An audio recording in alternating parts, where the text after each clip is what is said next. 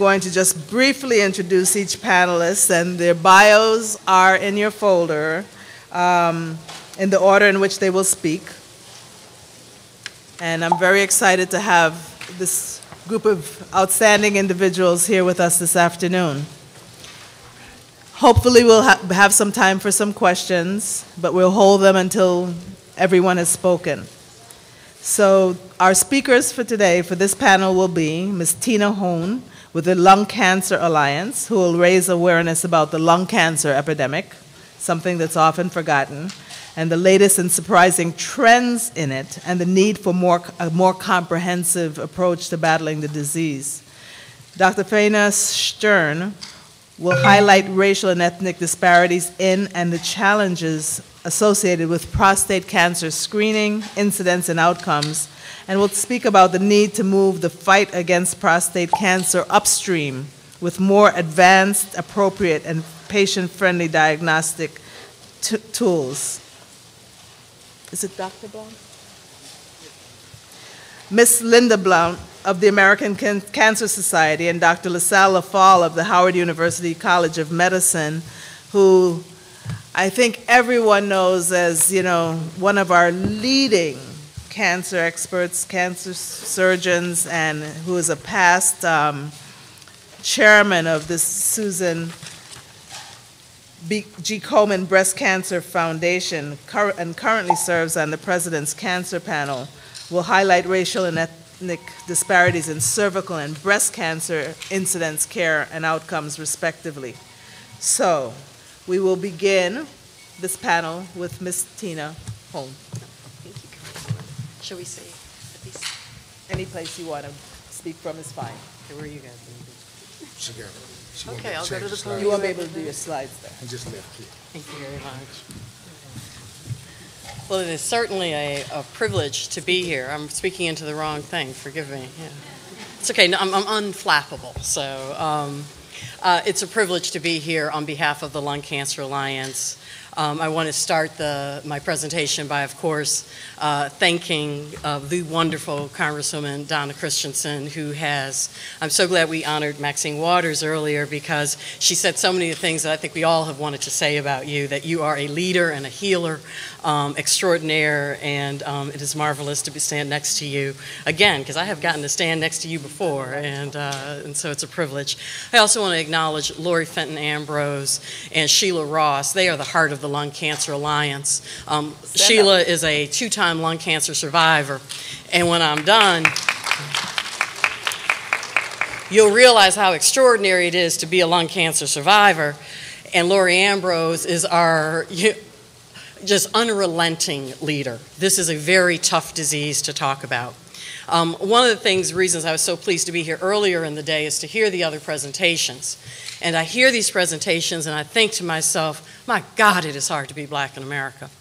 And I say that to you, and I have to point this out because I am African American. So I want y'all to know it's not like I'm just like a white woman up here who's sensitive, okay? So this is my life too. And so I know, I told my client I was going to say that and they were going to be mortified, but I felt like it needed to be said. Sorry. But it is hard. It is overwhelming. There are so many disparities that we face every day, and I consider myself sort of a survivor of every disparity battle known to human history. And with that context, I want to say to you, of all the disparities that I have confronted, the one that has really been the most daunting has been lung cancer. And when I started my project with the Lung Cancer Alliance, I actually was feeling a little bit, like, man, this is bad. This is like stealing money from a baby. This is going to be easy. The facts are on my side. There's a clear social justice issue. I'm going to get all the civil rights organizations and public health organizations who claim to care about health disparities to step to the plate. 3 months, easy speasy. It's been a year and a half. And there are still people who have not returned my calls. And some of y'all may know who you are in the room. So it is incredible to me that this is not something that we are galvanizing behind. And the reason it's incredible is because when you see the actual numbers, and I'm going to try to do this PowerPoint thing. I was really hopeful that the PowerPoint was broken because I never do that right. But I left click. Look at that. Lung cancer is the leading cancer killer of everybody. Black, white, purple, green, men, woman. It is this killer that is out there that no one talks about. You will not be surprised to know that we look at, this is for women, lung, breast, ovarian, uterine, cervical. You combine breast, ovarian, uterine, and cervical, you still don't have as many deaths as you have from lung cancer. You'll also not be surprised to see for African Americans, it's the leading cause of leading cancer killer. There are many, many reasons why the other diseases are important to hear about. And so I don't want anything that I'm saying up here to suggest that I don't understand or the Lung Cancer Alliance doesn't understand what a devastating impact breast cancer has on the black community. I used to run the Washington office for Susan G. Komen, so I know a little bit about breast cancer. The incredible impact and disparate impacts that many, many diseases, HIV, AIDS, diabetes, outside of the cancer context have. But even today, and I did talk to my friend from the Barbershop Initiative, as they talked about what they were talking to these brothers about in the barbershop, I wanted to scream from my seat, do you talk to them about lung cancer? And again, whenever I hear a speech or comments about health disparities, we don't talk about lung cancer. And I've thought long and hard about why that's the case. And I'm going to speculate with you about that in a bit. But I want to get a couple of other really interesting facts out. You would expect, I think, that given the tremendous impact and the mortality rate of lung cancer on everybody, that lung cancer would have perhaps the highest amount of federal dollars devoted to finding ways to detect it early, treat it, cure it. It's not the case. Of all the major cancers, it gets the least amount of dollars per death of any of the other major cancers. So that chart is, I joke with people, it's inversely proportional. See, I did learn something in math in high school, but there's an inverse proportionality. Higher lung cancer deaths, lower level of research funding. And the consequence of that lower level of research funding is that we are left to guess. We are left to guess at some pretty scary things, actually. 80% of people diagnosed today with lung cancer are either former smokers or people who never smoked. I'll say it again. 80%, the vast majority of the people diagnosed today with lung cancer, either never smoked or they are former smokers. And in that never smoking category, and this one gave a lot of women the chill, for some reason the percentage of women is higher. And again, we are left to speculate. Is it because of cooking? That's what I told my husband so I could stop cooking. But in all seriousness, is it cooking? Is it hair care products? You know, we're a bunch of sisters in this room. You know, I got a lot of product in this hair, you know? Is it cosmetics? Is it secondhand smoke? Is it the environment? Is it any number of factors? We are left to guess. For black men, the story is particularly grim and very, yeah, I'm like, there are fingers back there at me. No, it's particularly grim. Black men and white men smoke at the same rate. So this is not a case where black men are smoking more cancer sticks. They smoke at the same rate as white men. The incidence rate for lung cancer for black men is 33% higher. So if 100 white men have lung cancer, 133 black men have it. And the mortality rate is 28% higher. So 100 white men die of lung cancer, 128 black men die of lung cancer. We don't know why. Again, is it the military? We have a higher percentage of military service. It's because we work on cars. We don't know why. We shouldn't have to guess. And that's where I want to get to sort of the speculations about lung cancer and why this is happening. I think there are three reasons. One is the blame and the shame. I've thought about all the other diseases. The blame and shame associated with lung cancer is just not reminiscent of other diseases. The mental illness issue, which came up earlier today, absolutely. But you got people saying, yeah, but Winston Churchill was bipolar. There's somebody standing up and saying something heroic about it. Breast cancer is tough. It's embarrassing. HIV/AIDS, which I think is the closest connection. the stigma of a behavior that people didn't approve of, and then a disease that kills you. But here's what's different about those diseases and lung cancer, and this is where we need all of you. HIV/AIDS, breast cancer, they were ancillary to broader social movements. They have survivors now. The women's movement said, we're not going to take this anymore. You're not going to dismiss me as a hysterical woman when I have a lump in my breast. And so after the women's movement peaked, breast cancer movement moved forward. It was ancillary to an already organized movement. HIV/AIDS, gay men had been getting their butts kicked for years. And they finally had found a voice in this deadly disease that had fallen upon them. And they said, no, we're not going to take this. We have no survivors. There's no one speaking for folks with lung cancer. And if in politics, I'm an elected official in my locality, I'm a school board member, whether we want to admit it or not, when you squeak, you get heard. We don't have anybody to squeak. We need you all to squeak for us. We need you, when you think about health disparities, that you always include lung cancer in the discussion. And I'm getting the hook. Thank you all so much for allowing us to be here. Thank you. Okay. Dr. Stern, I think you're next.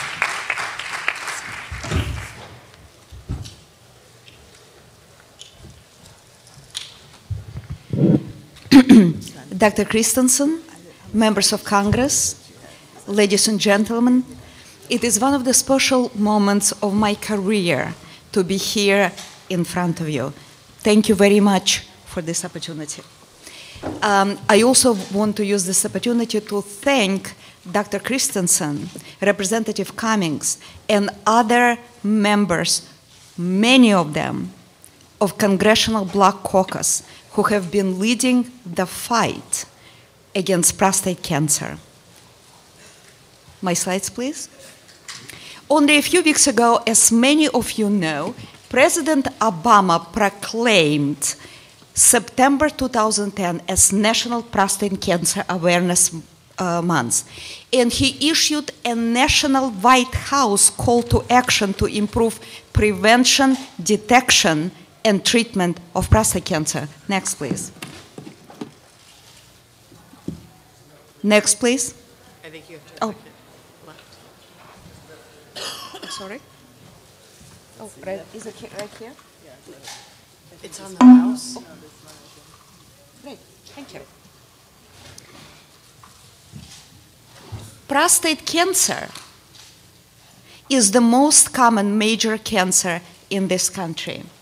It strikes 1 in 6 men. There is no family, no community that is left untouched. And the community that is stricken and is dying the most is African American men.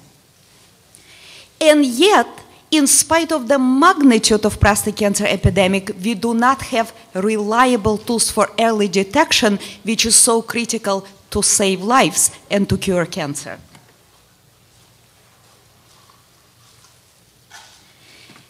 The consequences are dire.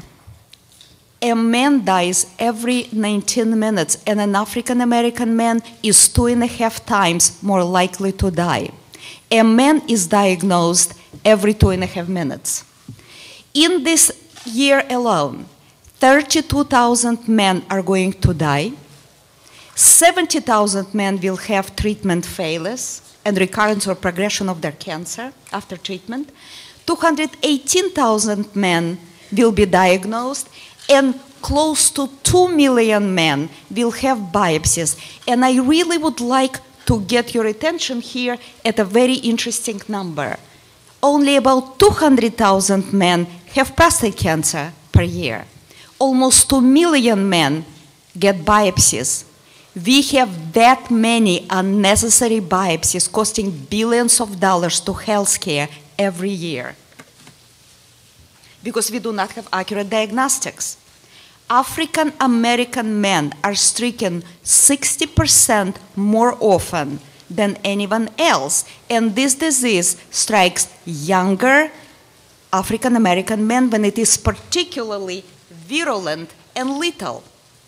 Consequently, mortality rate for African American men is 250% higher than for anyone else.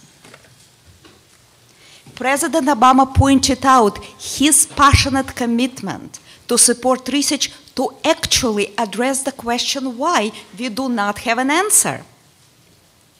African American men are dying every day and we do not have an answer, and the public doesn't even know. In this country, every man deals with prostate cancer crisis because they do not have accurate diagnostics. But for African American men, prostate cancer is a public health disaster and most people do not even know. If we look at incidence, prostate cancer is more common even than breast cancer. That strikes 1 in 8 women. And yet if we look at government investment, it's about 50% in research compared to breast cancer. That's how digital mammography and field-based mammography looked in 1991 when I was the head of diagnostic imaging at the National Cancer Institute. 40% of field-based mammography was non-diagnostic, and we had small field of view digital mammography, and we were lucky to see large breast cancer. That's how digital mammography looks today, after women's movement, after breast cancer advocacy, after public demand, and most importantly, congressional leadership of people like Senator Boxer, Senator Mikulski, Senator Feinstein, and many others. These days, we can see, as arrow points out, a tiny breast cancer lesion. So when we have this kind of suspicion lesion on imaging, we no longer do surgical biopsy, we do not remove a part of woman's breast to find out whether or not she has cancer. We administer image-guided precision biopsy at 30–40% of cost and causing no pain or deformities to women, where it matters. Most importantly, we practically, with imaging, eliminated surgical radical mastectomy, and we replaced it with image-guided, minimally invasive lumpectomy. And what we have today is image-guided, minimally invasive treatment that controls cancer just as well as surgical mastectomy, radical mastectomy, and yet it does not destroy women's quality of life. And we do not have it. We do not have it for men because prostate cancer is not recognized as a national priority, and national investment is lagging behind. And yet prostate cancer can be cured when detected early, just like breast cancer. What do we have today? We have scientific evidence, growing scientific evidence that highlights controversial role of current diagnostics, physical examination, digital rectal exam, and blood test PSA in saving lives. And yet the same data clearly indicate harm of current diagnostics due to overdiagnosis and overtreatment. And the impact is staggering. An American man is dying every 19 minutes, and African American men are 2.5 times more likely to die. This country, due to lack of accurate diagnostic, is facing prostate cancer crisis. If we do not have accurate diagnostics, we have overdiagnosis and we have underdiagnosis with all the related consequences. Underdiagnosis results in staggering number of traumatic and costly biopsy and treatment. Underdiagnosis leads to staggering number of missed prostate cancer and treatment failures. 1 in 2 men fail on treatment because we have no imaging to determine where cancer is and how extensive it is, its stage. Treatment can be necessary or failed, and yet men are left with complications, incontinence and impotence, and society is left with billions of dollars in cost. Early this year, congressional hearing of Government Oversight Committee, House Oversight and Government Reform Committee, had found This hearing resulted in identification of the critical need for improved diagnostics for prostate cancer. As the result of this hearing, Representative Cummings, former chair of Congressional Black Caucus, introduced Prostate Research Imaging and Men's Education Act, $650 million legislation in support of the research. Dr. Christensen was one of the first to become a co-sponsor of this act. I would like to appeal to every member of this audience to add your voice in support of Representative Cummings, Dr. Christensen's, and many other members of Congressional Black Caucus in order to successfully fight against prostate cancer crisis in this country and public health disaster in African American men. Thank you.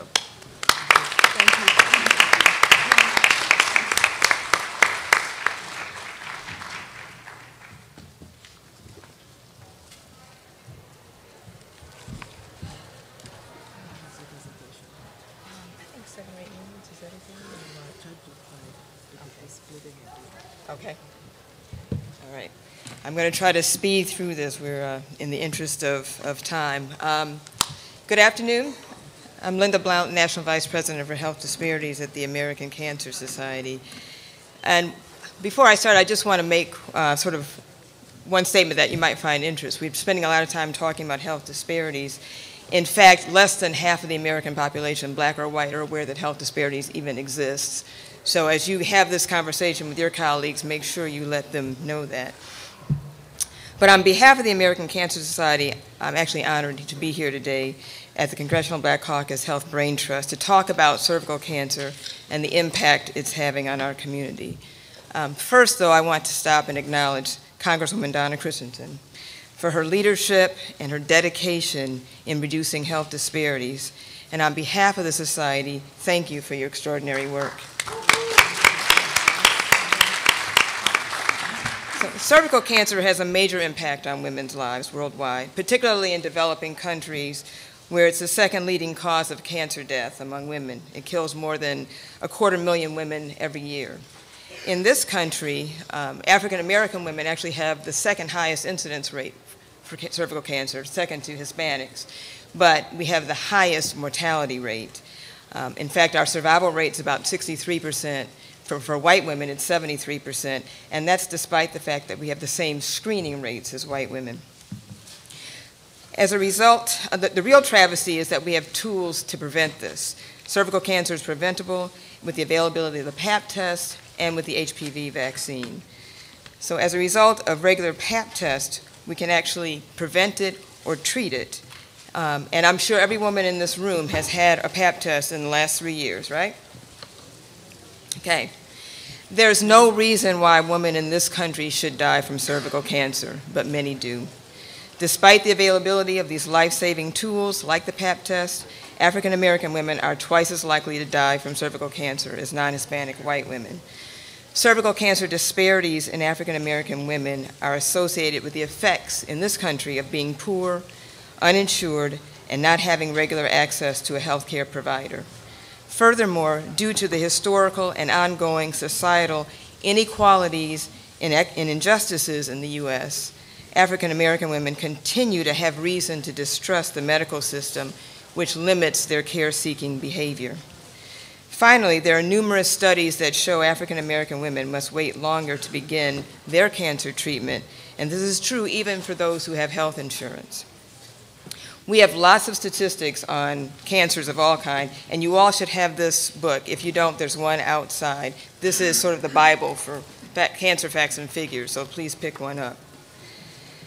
So to help address disparities in cervical cancer screenings, Congress passed exactly 20 years ago the Breast and Cervical Cancer Mortality Prevention Act of 1990. This enabled the CDC to create the National Breast and Cervical Cancer Early Detection Program. We know it as the BNC program or the BCEP program. This program was created to improve access to breast and cervical cancer screenings and diagnostic services for low-income women, uninsured, and underinsured women under 65 years of age. The American Cancer Society is committed to supporting this program, which provides life-saving services to women who may otherwise go without it. So to kind of put this in, I think, clear relief and in the interest of time, let me share a story. And this story is one of Megan from Florida. And this is to kind of put the Affordable Care Act in context. I mean, it expands health care, and there are many provisions in it. But rather than cite those 160 provisions, let me talk about Megan. She felt ill in 2007 and went to multiple doctors for help. However, none of the doctors she saw said she had a problem, despite the fact that she had pain, she was bleeding, and had extreme fatigue. One night, her pain became so severe that she went to the emergency department. It's a story we hear all the time. I'm sure Congressman Christensen hears this all the time. She was diagnosed with late-stage cervical cancer. Her tumor was so large it had ruptured her kidneys. But she had insurance through the American Bar Association. But later, her carrier dropped her after she was diagnosed, claiming that the cancer was a pre-existing condition. So Megan was devastated. Her insurer denied coverage not only for her medical expenses, but also denied her coverage for the office visits that she had before the cancer was even diagnosed. So thankfully, Megan is alive today. She was able to find a physician who was willing to treat her even though she didn't have health insurance. However, she's accumulated hundreds of thousands of dollars in medical bills that she can't pay. We hear stories like this every day at the American Cancer Society. Cancer patients and their families simply fall through the cracks for what for them is the non-care system, not a well-care system. The Affordable Care Act has given people like Megan hope. When it's fully implemented, women like Megan won't have to worry about being dropped from their health insurance plans when they get sick, and millions of other women may be able to qualify for Medicaid since it will be expanded to cover single and low-income adults. It's not perfect, no legislation is, but it goes a long way to changing our broken sick care system to a health care system. Now we must all work together to ensure programs like the BSEP program remain available as a safety net, because there will always be uninsured women, and our commitment is to them and to their health. And despite the best efforts to ensure universal coverage, there'll be some who are left out. This will be our mission going forward. We can't bring back the 4,000 women who died last year from cervical cancer, but what we can do is take more action, raise our voices more loudly, and educate more people. What we can do is keep fighting every day alongside the Congressional Black Caucus so that no woman has to die from cervical cancer. Thank you.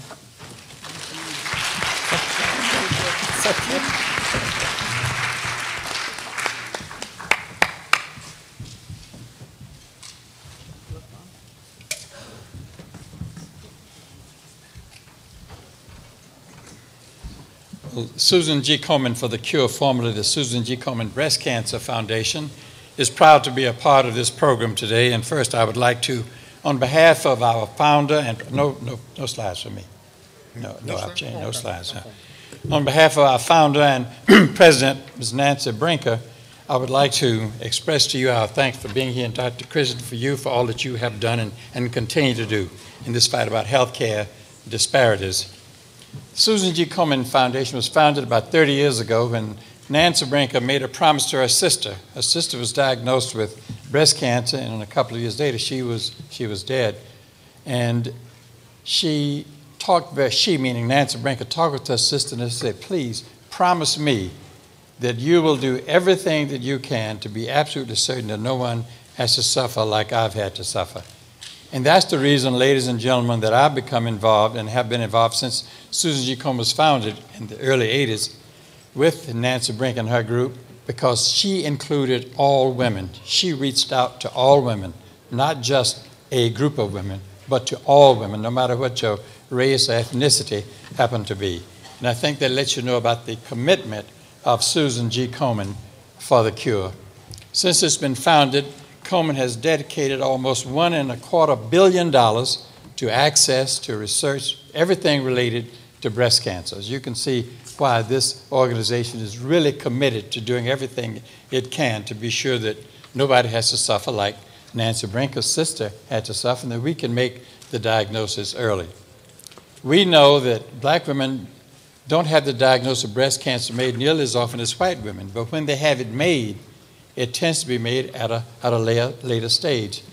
We don't know exactly why. At one time, people were saying we should stop telling women that they should perform breast self-examination. Well, what could be more ludicrous than that? And we tell patients, no, you must examine your breast, because sometimes patients, I had a patient last week who had a lump in her breast and the mammography was what? It was negative.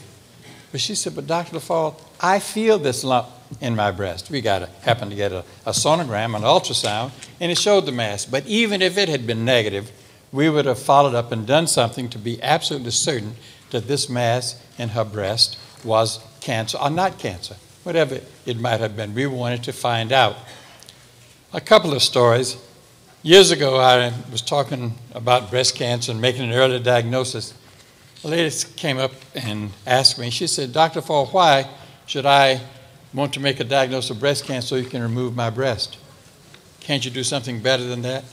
And at that time, years ago, when I was doing my training, that was the treatment for breast cancer. You removed the entire breast, 2 muscles on the anterior chest wall, and all of the lymph nodes in the armpit.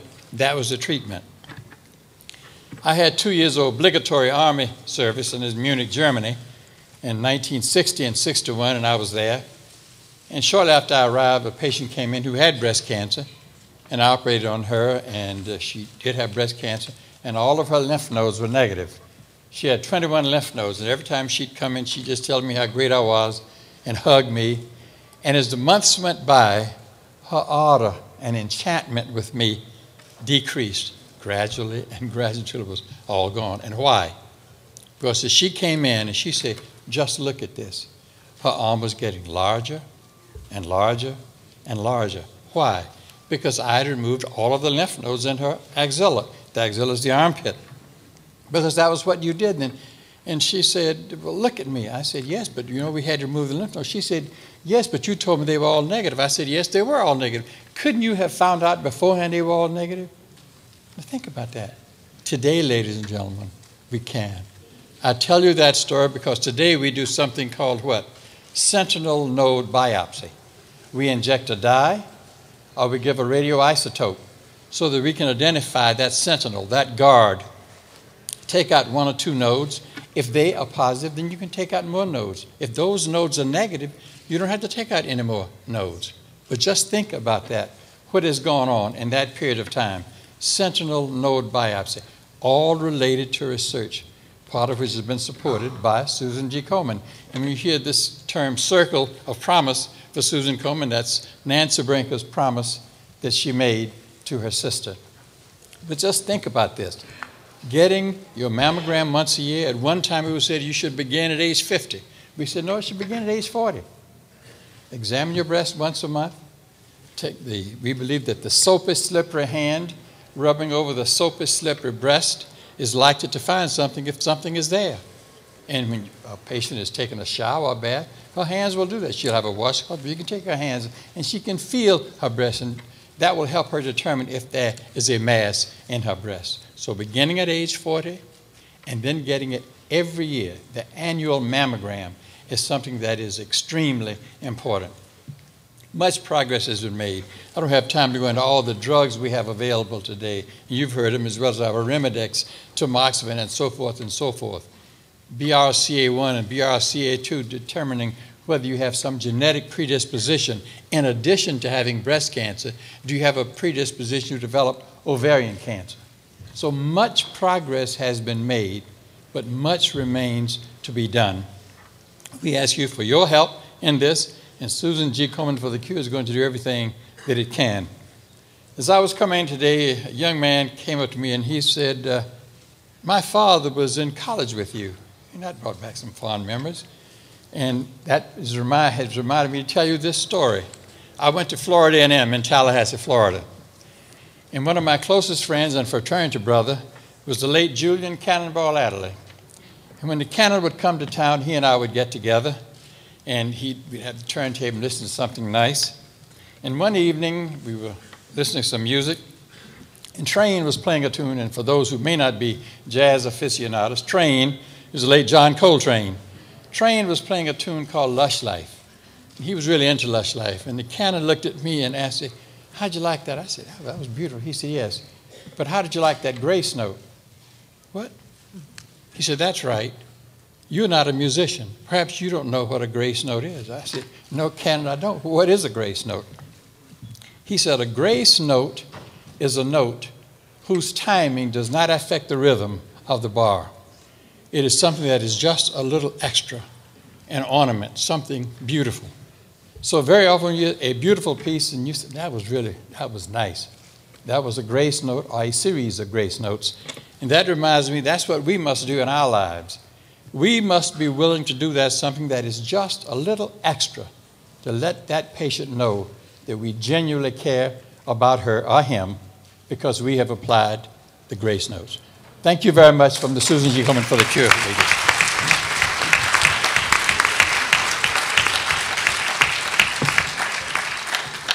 Let's give our panel another round of applause, and it's really been great having all of you, but having been trained in family practice at Freedman's Hospital, it's a special honor for me to have had Dr. LaFall here with me today. So thank you. Are there maybe 2 questions? There's one here.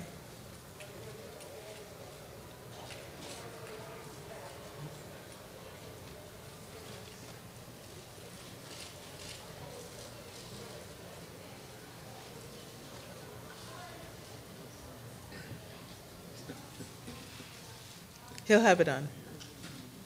One there.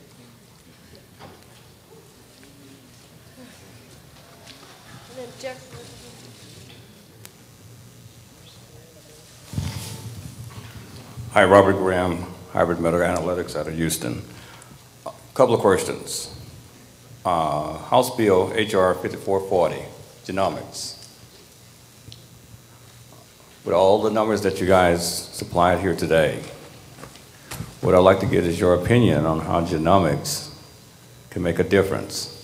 And I'd also like to get your opinion on President Obama's original bill, Kennedy's bill now, again, 5440, on how that could affect breast cancer, seeing that you have 18% of black women with breast cancer, 7% of white, the highest rate of breast cancers in the world, Washington, D.C. Could genomics play any kind of role in that? That's a question out of my league. One of the most, this on. They'll put it on for you.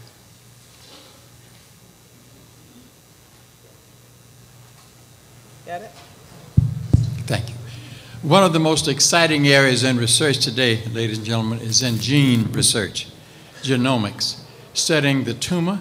That patient has that tumor removed, you look at the genes, and even though the tumor may look exactly the same from this patient and from this patient, but when you study the genes, you can see the differences, and that helps you determine what is going to be the best treatment. So this is a broad area for research that's going on now in many centers around the country, and certainly out at the National Cancer Institute itself, but yes, a major area. What about the programs that is the Affordable Health Act? There's a lot of discussion about that, and many of my colleagues are meeting with different people at the White House and in the Congress to see what can be done to be absolutely certain that the very best is done for every patient. And the one thing that I like to always emphasize, my colleagues emphasize it also, that the object of our affection is the patient. Everything that we do in medicine is designed to have one person, and that's the patient. Men, women, and children. And we must do everything that we can, and that's why research continues to be important and will remain important, because that's why we're making advances are being made today. I'm not going to respond directly to the question of genomics, but I want to respond to the question of... Need another mic. No, keep it. He'll turn it on. Okay. It It's should be working on. now. It's on. I'm not going to respond directly to your question of genomics, but I do want to respond to the question in terms of the type of research that is needed. When I talked and when I spoke earlier today, and it seems like a long time ago after everybody else spoke, we talked about the lack of research. And that lack of research is especially devastating in the lung cancer context because with respect to cervical cancer, 4,000 women died of cervical cancer. 800 of those women were black. 160,000 people died of lung cancer last year, and 16,000 of them were black. And there is no research going on that's directly related to that. There may be molecular issues, there may be genetic issues, the issues of the difference between how black men are reacting and coming down with lung cancers versus a disparity that doesn't exist for white women, or between white women and black women. So there's a story there. There's another piece of legislation that I want to be sure we have our eye on, and that's H.R. 2112, the Lung Cancer Mortality Reduction Act. It is actually Congresswoman Christensen's bill. It's a courageous bill. And what the bill does for the first time is it calls upon federal agencies to come together and pool their resources, pool their brain power to find an answer to this vexing disease that is lung cancer. Because here's the tragedy about ignoring lung cancer. This is a laboratory. There are a lot of people with lung cancer, and they don't live to tell about it. They die 3 months later after they're diagnosed. There's a genetic pool there that we can research, and if we find the answer for lung cancer, that answer may be relevant to other cancers. So I hope we'll take a look at 2112 and the requirement that federal agencies come together to find out whatever the answer is to all of these cancers, lung cancer still being the major killer. Thank you. Yep, I have a question back here. Hi. My question is for Dr. Stern. So wondering if you could discuss the PRIME Act and mammogram a little further. Sure. You probably mean mammogram. Men's version of mammogram. It's Prostate Research Imaging and Men's Education Act that was reintroduced by Representative Cummings in March this year and was reintroduced by Senator Boxer in March 2009, is calling for $650 million government investment, mostly NCI, DHHS, to improve in vitro testing, blood and urinary testing for mass screening, as well as imaging to improve guidance of biopsy, early detection and treatment, and also transitioning through imaging from the kind of radical surgery that was performed in breast cancer to current image-guided minimally invasive lumpectomy. So that's the PRIME Act, to address your question. Where are we at with mammogram, what we call mammogram, what is basically prostate cancer imaging for men? We have only in early May this year, there was annual meeting of International Society of Magnetic Resonance Medicine in Stockholm. We were stunned by the growing experimental evidence of the promise of MRI technologies in guidance of early detection of prostate cancer, in guidance of treatment, which means that similarly current evidence, current emerging scientific evidence suggests that similarly to image-guided lumpectomy in women, image-guided minimally invasive treatment in men is offering the same cancer control with fraction of complications and cost, and these procedures can be performed in outpatient clinics with minimal discomfort and complications and cost to patients and to the society. So we have growing scientific evidence, preliminary evidence, that creates foundation for incredible hope that improved diagnostics, including imaging technology, will end public health disaster in African American men and public health crisis in men in general. And yet we critically need legislation like the PRIME Act to be successfully passed in order to conduct necessary research and clinical trials. So that's where we are at. This is the last comment. We're wrapping up. Just briefly, back to the research question. You know, this is a critical issue of research. The American Cancer Society is embarking on the third cancer prevention study, which is a cohort of 500,000 people we're accruing now. And our goal is 125,000 minorities. to accrue. So to get to exactly your point, and the point that's made, that African Americans and minorities are left out of cancer research. So that is something that's going on right now. And if you need information, please contact us. But we're hoping to be able to answer these questions in the next 5 to 10 years. Well, thank you for that, and I'm glad I gave you the opportunity to get that information out. And let's give our panel a round of applause as we move on to the next part of our program. And I do know that many of you came in specifically for the next part of our program, where we're going to honor some outstanding individuals. But I'm also glad that you had the opportunity to get some good information while you were waiting.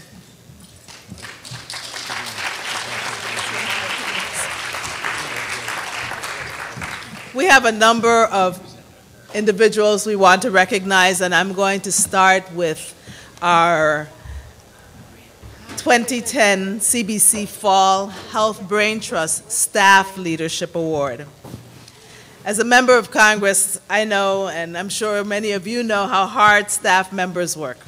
They're often the ones up late at night and early in the morning, crossing all the T's and dotting all the I's, and often with very little, sometimes no recognition.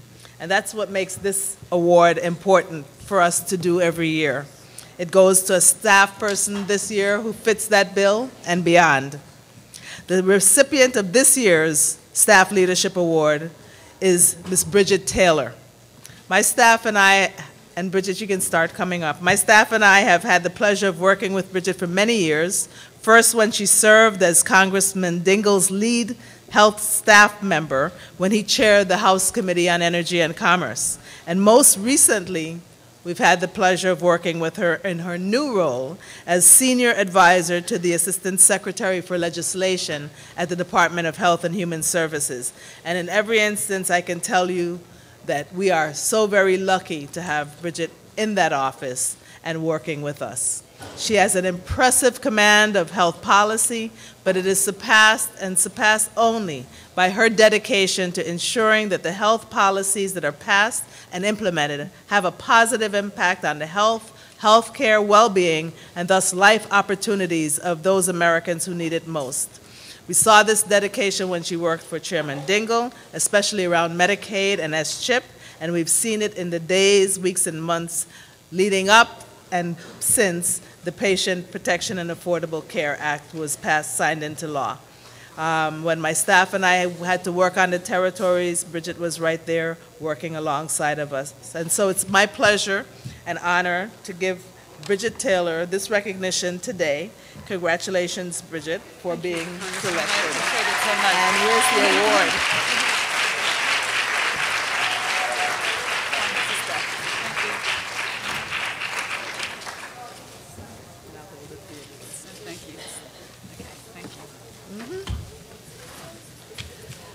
Thanks, Congresswoman. I can't tell you how much it means to me to receive this Staff Leadership Award.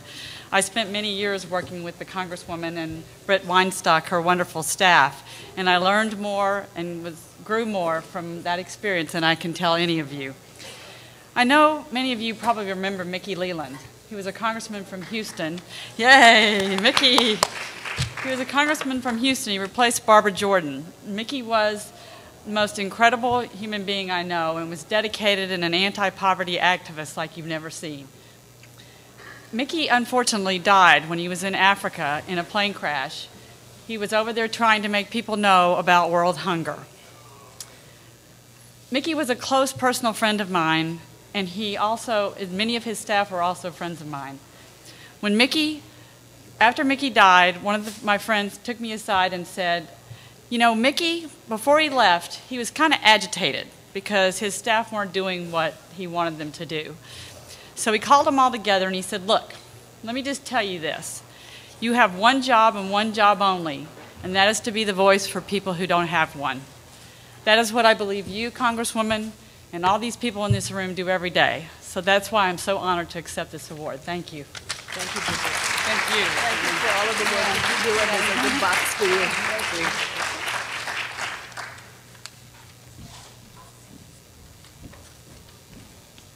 I've taken some of the awards out of order, so I hope I'm not getting in trouble here. The next two recipients of the 2010 CBC Fall Health Brain Trust Leadership and Advocacy Awards are what we're going to be doing next. Leadership and Advocacy. Miss Laurie Fenton Ambrose and Miss Sheila Ross, who were introduced to you earlier, and you can start coming up to join me on the podium. These are two women who have not only taken lung cancer on and with a vengeance, but have done so in a manner that encourages all of us to pay more attention to and show more compassion to those with that horrible disease, to become educated about the real trends of the lung cancer epidemic, as I hope has happened today, especially among racial and ethnic minorities, women, and non and never smokers. And as I say that, throughout the weekend, we'll be remembering Ron Walters, who left us recently, stopped smoking over 30 years ago, and died of lung cancer. So please remember him and his family as we go through this weekend, and we'll be hearing about Ron tomorrow. So you've heard from one of their colleagues, Ms. Tina Hone, during the series of cancer presentations, and I'm sure that some of those statistics, especially that nearly 20% of new lung cancer cases are among never smokers and a full 60% of those who already quit, because they really run counter to what we've always thought. So it makes me wonder what we can do to prevent, treat, and ultimately beat lung cancer. Well, thankfully, we and the nation have Ms. Laurie Fenton Ambrose and Ms. Sheila Ross, who have not only known about these trends, but have effectively educated countless health and health policy leaders, from members of Congress like me and our staffs, to public health and health policy educators and researchers, to health advocates about the truth about lung cancer. Their advocacy did not stop there, as they have rallied and continue to successfully rally hundreds of very different and diverse organizations around the country, from the NAACP and the Black Women's Health Imperative to leading cancer, lung, and women's health organizations, behind their efforts to develop and implement a thoughtful and comprehensive national strategy on lung cancer. So Ms. Ambrose and Ms. Ross actually was Chief of Staff to one of my predecessors, Ron DeLugo. I congratulate you with this honor today. However, more than that, I thank you for your work, your compassion, your leadership, and your unwillingness to surrender in battling a disease that has been neglected, ignored, and overlooked, and kept in the shadows for far too long. So thank you for allowing us to recognize you today, and please join me here at the mic.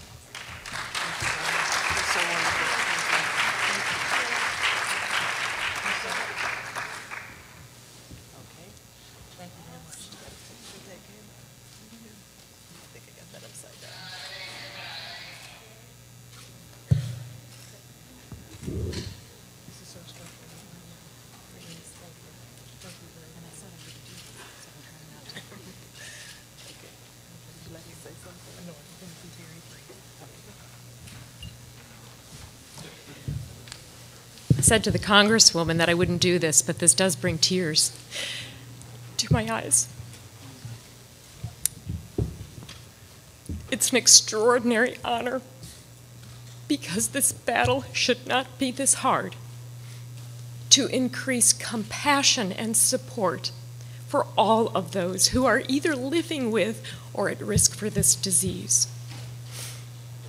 We are humbled to accept this honor, not just on behalf of the small, dedicated, and passionate staff of Lung Cancer Alliance, but for the millions who lost their battle to lung cancer and the millions more who will be confronted by this disease in the years to come.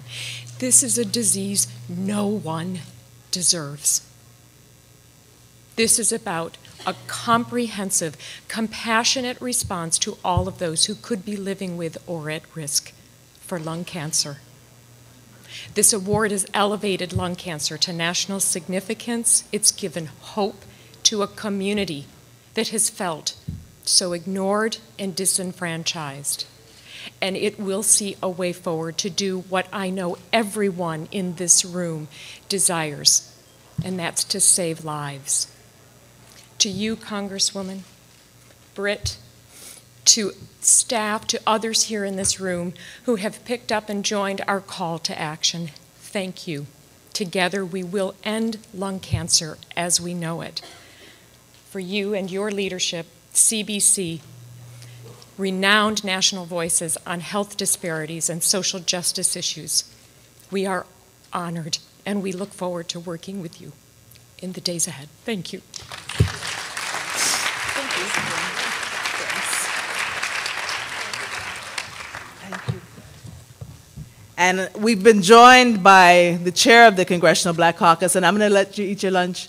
I want you to join me for one of the awards on the podium. But Barbara Lee of Oakland, California is here with us.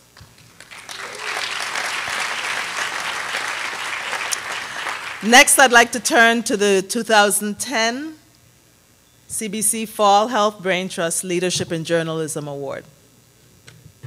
We have two recipients of this award this year. You may think it's one, but it's really two. They're both photographers, and they're twins, Mr. Ronald Baker and Mr. Donald Baker. And while I could stand here and rattle off a lot of information about their many accomplishments and successes from all of the luminaries and distinguished individuals who have trusted either gentleman with their image, to the books they have authored and the photography tours and exhibits they have arranged and hosted, I would not be doing either of them the justice that they deserve. Because while they're photographers and while they've been successful, Washington, D.C. based photography companies, Mr. Ronald Baker and Donald Baker, are truly artists, and like the work of all great artists, it does speak for itself. And so,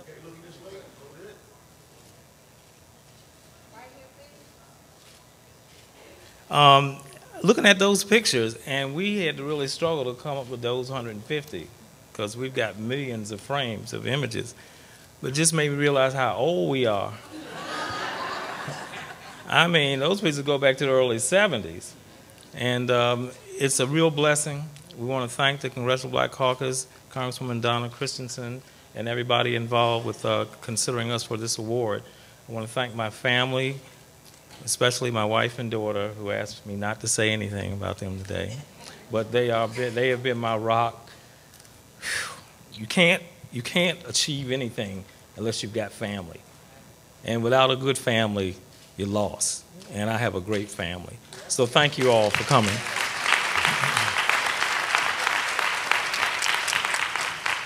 Well, I can't really top that, but I can clearly say that I have two heroes.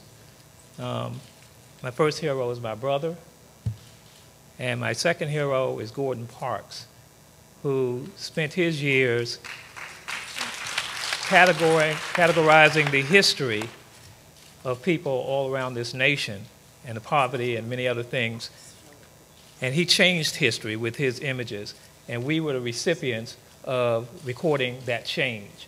And that change is what we see today, and our pictures always remain positive, things, you know, with the things that are going on in our community. So I thank the Congresswoman and the CBC for this wonderful honor. Thank you.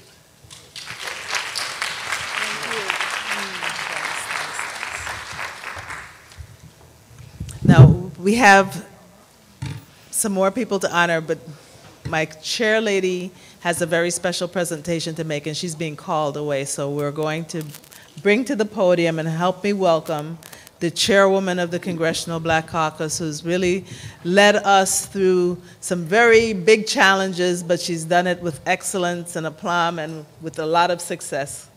Chairwoman Barbara Lee.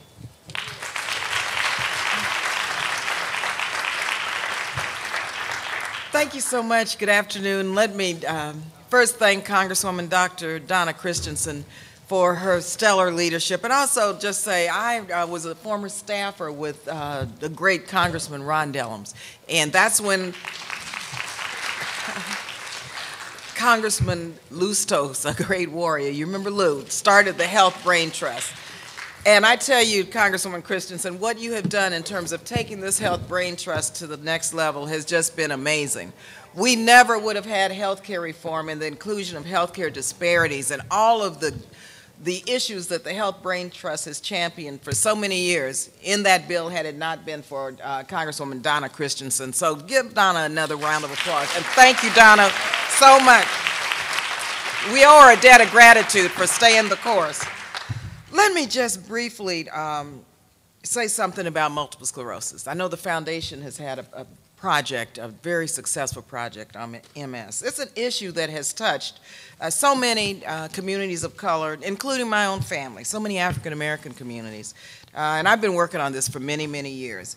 Additionally, I have the honor and privilege today of introducing you to a living legend in the world of entertainment and who has come here today to share his story and join us in this fight to bring awareness around MS. But let me just say a couple of things. For the past 2 Congresses, I have introduced a resolution supporting the goals and the ideals of MS Awareness Week.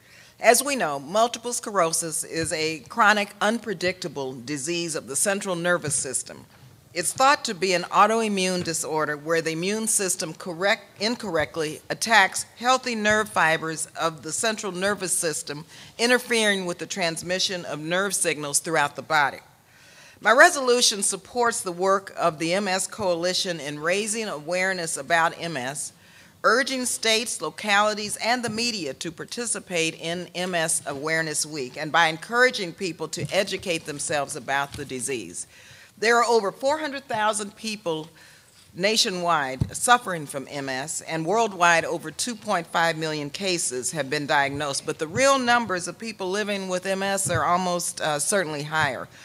My sister Mildred, she lives in Las Vegas. Some of you may know her. She's here sometimes during these weekends. She was diagnosed with MS in her mid-20s. She's 63 now. I'm pleased to say that she's been a living legend. She has been living a productive and fruitful life. She's learned about the treatments and the medications, and fortunately, she has had access to some of the best. But she wants everybody to have access to the types of treatments that she's had. And even though she recognizes that there may or may not be a cure during her lifetime, she wants us to continue raising the importance of this disease and to put more money into research and into education and into MS awareness, because we know we're going to find a cure one day.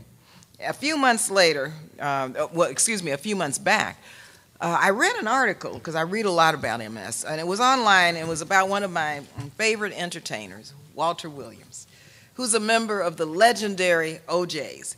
In the article, Walter discussed how he has been battling MS for 27 years. Despite this, he has continued to perform with the OJs, who have been in business for over 50 years. Throughout their career, they have had 18 hit albums and 52 hit singles, with 4 albums and 12 singles charting at #1. Walter's story was so inspiring to me that I wanted him to join us here today during this Health Brain Trust and this annual legislative weekend to share his story. So without any further ado, and I'm thankful for the staff to help us put this together, to Nikki on my staff and to Britt to make sure that Walter was able to get here today. And I want to thank Walter for being here today, because we love you, Walter, first of all, so much, so much. So without further ado, let me just bring to you a man who we've known for many years, but now we really know him again for such as, For the Love of Money, Used to Be My Girl, Backstabbers, Love Train, Mr. Walter Williams of the fabulous OJs. Give Walter a round of applause, and thank you, Walter, so much. Walter's here to share his story with us and to receive an award.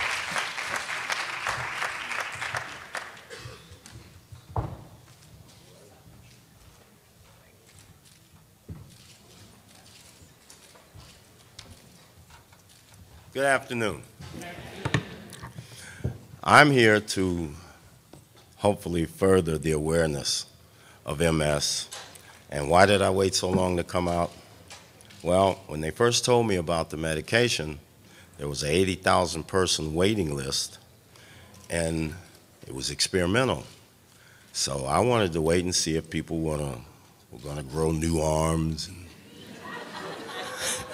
feet and legs.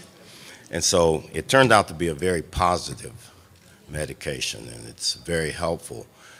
I guess the only place to start to tell you about this is at the beginning. I had just finished an 8-week rehearsal in Las Vegas with my partner Eddie Levert, and at that time Sammy Strain, and the choreographer that taught us, Charlie Atkins. A very grueling 8 weeks. That's who he was. He made sure you learned because he said that you represented him when you went out to work. So he made sure you had it. So after that rehearsal, we had bought new uniforms, and our opening, we usually would open right after rehearsal to make sure that we knew what we were doing when we hit the stage. And I noticed after the performance in Buffalo that my big toe on my left foot was numb. So I thought it was perhaps the new shoes that we had just bought. So I didn't pay it much attention. I rubbed it and massaged it and thought the feeling would come back. And it didn't. And 2 days later, my whole foot was numb. And probably a week later, my leg was numb. And then that process started on the other foot and leg. And I'm on the road, and I remember exactly stopping in the hospital in Memphis, and they couldn't tell me much. And in the hospital in New Orleans, and they couldn't tell me much. So a friend of mine in Los Angeles made me an appointment to see a neurologist in Los Angeles at UCLA. And I went there, and he examined me. He stuck pins and needles all in my feet and my legs. And he told me at the end of the examination, you have allergic myelinitis, better known as multiple sclerosis. And being that I was from Cleveland, he said, I have a friend who's a neurologist at Cleveland Clinic. I'm going to write this letter for you. And when you get home, go to see him, and he can further help you. Because there's no definite diagnosis for MS unless they do a spinal tap. And if there's protein in the spinal fluid, then more than likely it's multiple sclerosis. So I did all of that. And they put me in the hospital for about 4 or 5 days.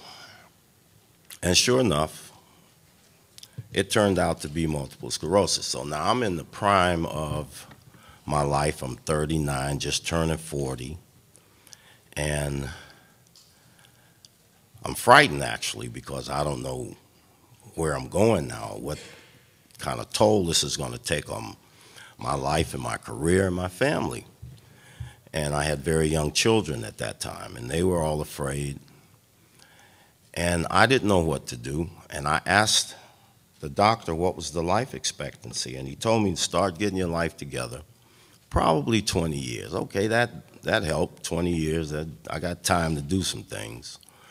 But I was still afraid. So I went home, and I probably had a pity party for about 2 or 3 months. And then I got pissed. I started working out to strengthen my body. I started eating better. I started doing all of the things that I thought could possibly help to fight this off.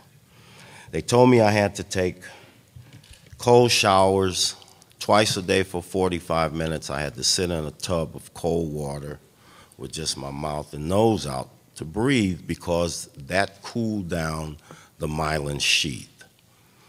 And I did all of that, and I think it helped. I really do think it helped because at that time, there was no real good medication. They had me on prednisone.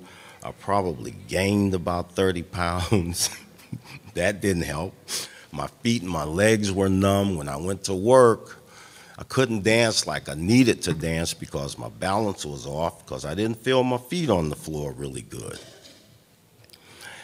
And just like it came, it would go away. It would stay with me for 2 or 3 years, and then it would go away and be gone maybe a year or two, and then it would come back.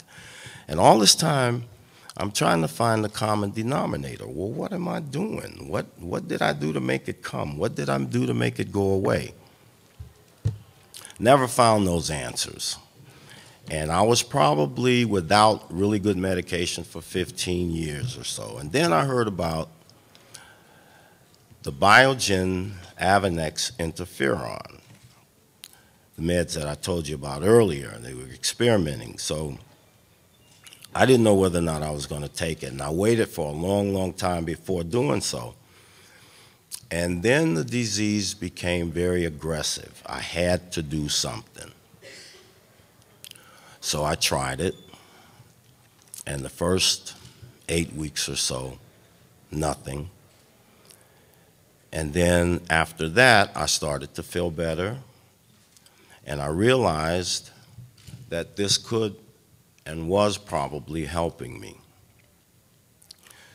So that made me feel a lot more secure about who I am and what I was trying to do in my career and everything. So when the opportunity came, and this has been recent, when the opportunity came to make people aware that there is medication, that there is hope,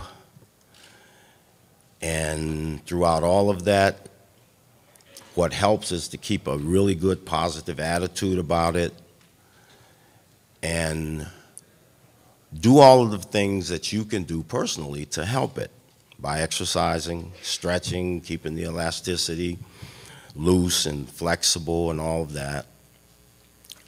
So this is why, to cut to the chase without boring you to death, this is why I'm here today. And this is why I took on the opportunity to campaign about it. I actually went to Biogen and asked them to hire me, and they did, to be a spokesman for them to make people aware.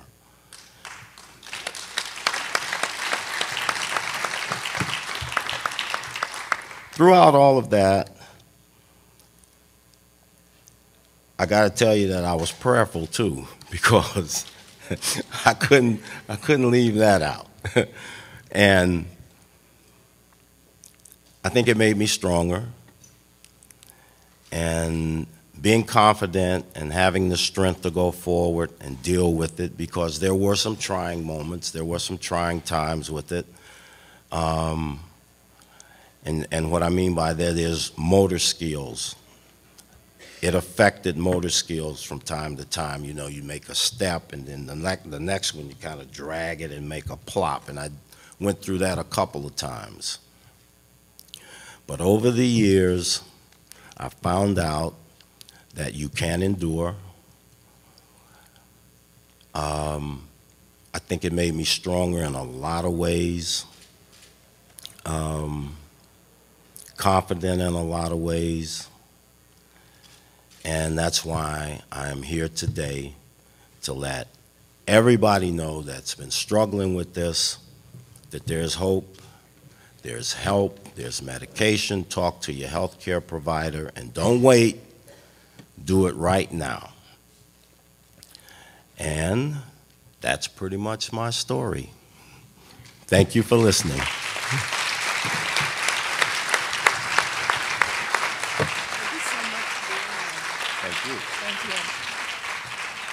Thank you so much for being here. Thank you for sharing your story, and thank you for the work that you're doing. Thank you. We truly appreciate.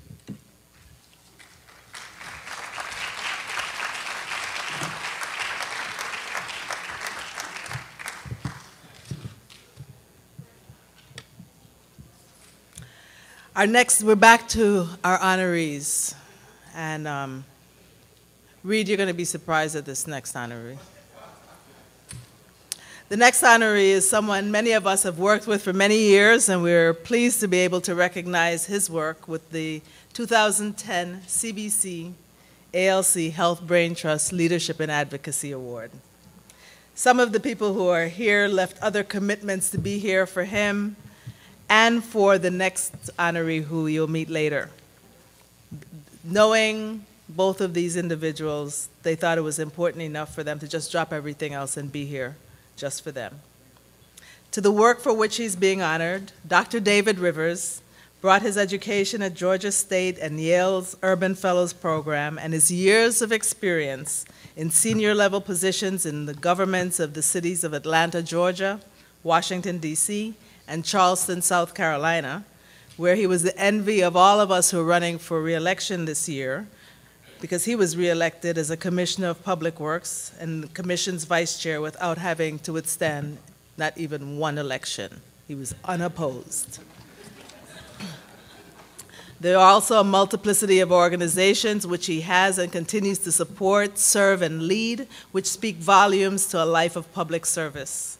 one of commitment to empowering communities to lift themselves out of poverty, to closing many of the gaps we face, and to improving the quality of life for African Americans, other communities of color, and all who are underserved or left behind. He has used his expertise to create and execute leadership institutes across the country for communities of color. His work with the American Indian populations has been particularly notable.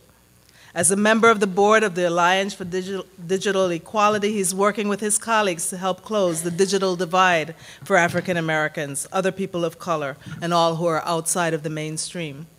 But we are honoring him today, especially for his work on the elimination of health disparities. And you can start coming up. David has not only conceived, contrived, and put together the first 3 national conferences on health disparities, but through his work in creating educational and very well put together video presentations on health disparities, at least one of which has received Emmy nominations, he has received national recognition. The 4th conference, National Conference on Health Disparities, will be held in Philadelphia, Pennsylvania on November 10th through the 13th, and it promises to take the discussion and all of us to another level this year. Because of his unique insights, his commitment to leveling the playing field for everyone, for his ability to bring consensus out of conflict, and for all that he has done to redefine the perspective of health disparities in and outside of his capacity as a Director of Public Information and Community Outreach at the Medical University of South Carolina at Charleston, for his effective linkage of environmental justice and the influence of the social, economic, and built environment on our health, we are pleased to acknowledge his leadership and effective advocacy towards the elimination of health disparities and the achieving of health equity for communities of color, and it's our distinct pleasure to present Dr. David Rivers with our 2010 Health Leadership and Advocacy Award.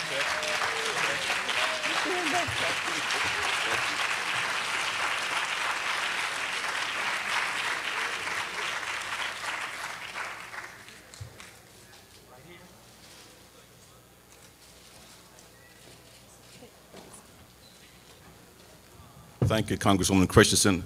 I think I'm the recipient of the wrong award. I think I should have gotten a staff award because I feel as though I'm just a staff for Congresswoman Christensen and my Congressman, Jim Clyburn. I think that sometimes I'm confused about whether I work for the medical university or not. But anyway, thank you very much for this award. I think we all know the level of health disparities in this country, and I think the person who is mostly recognized for the work that's been done with the health care reform bill is Congresswoman Donna Christensen. Let's give her a round of applause.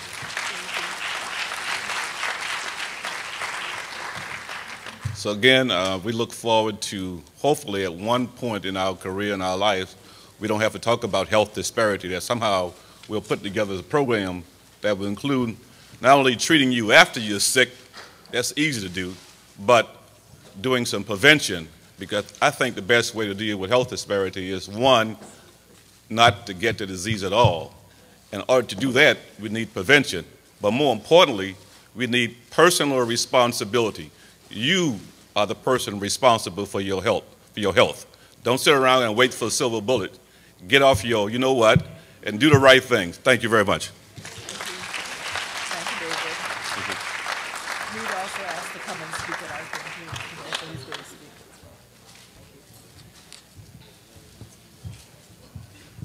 I don't believe that we've ever, at least in my time, given a Lifetime Achievement Award. And that's what the next award, the 2010 CBC Fall Health Brain Trust Lifetime Achievement Award is going to be. And it's going to the incomparable Mr. Larry Lucas. The CBC, the National Medical Association, the Hispanic Association, and so many health advocacy organizations owe so much to Larry Lucas and the work that he has done over the years. And although he says he's retiring, we know that he's still going to be there, the wind beneath all of our wings, making sure that we get to do what we need to do for our communities. Throughout his illustrious career, Larry has held very visible and very pivotal positions. In addition to numerous positions on boards ranging from that of the National Association for the Advancement of Colored People to the Joint Center to the Yale University School of Nursing, he served as Vice President of Government Affairs and Diversity Programs at Pharma, where he not only navigated sometimes contentious political waters and worked with congressional and state legislative offices on both sides of the aisle on issues that affected patients' access to medicine as well as their access to quality health care, but he authored a nationally syndicated monthly column to raise awareness about new developments in the pharmaceutical industry. He held several senior level positions in the Community Affairs Department of several large companies, including Gulf Oil, where he recognized the value and importance of corporate leadership and developed and nurtured key relationships not only with federal and state legislators, but also with community-based organizations. Larry Lucas also worked for more than a decade and a half at the Bureau of the Census, where he initiated a landmark outreach campaign for the 1980 census program that involved more than 86,000 government jurisdictions. That program was so successful that it was replicated in the following censuses. And in the last one, I know Larry did advise a lot of us in the CBC around the census. While there, he also served as a liaison to the White House and to the U.S. Congress, working with key leaders to ensure that they were aware and we were aware this past year and supportive of the Census Bureau goals. But no matter who he was rubbing elbows with, no matter what political argument he won, no matter which elected official he found common ground with, excuse me, and no matter which organization called asking him to serve, Larry Lucas has done something that few of his stature can accomplish. He never forgot or lost sight of what was important, and as a result, he always carried and continues to carry himself with grace, dignity, and a clear sense of what is right and what is wrong, and a calm diplomacy that we often read about these days but seldom see among those in influential positions who advocate for and work on behalf of those with less. And so it's a real honor for me, for the Congressional Black Caucus, and I'm sure for all of you who are here with us today, to honor Mr. Larry Lucas with this well-deserved recognition, the 2010 CBC Fall Health Brain Trust Lifetime Achievement Award. So welcome Miss Lucas's bouncing baby boy, who when he was on radio with WOKJ was 157 pounds. 152 pounds, most precious pride and joy. 152 pounds of her most precious pride and joy. Larry Lucas. I practiced this last night.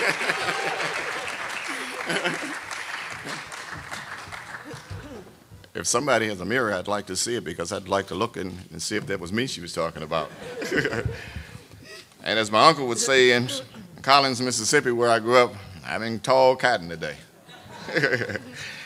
But it's a pleasure, and it's been a pleasure working with you, Congresswoman.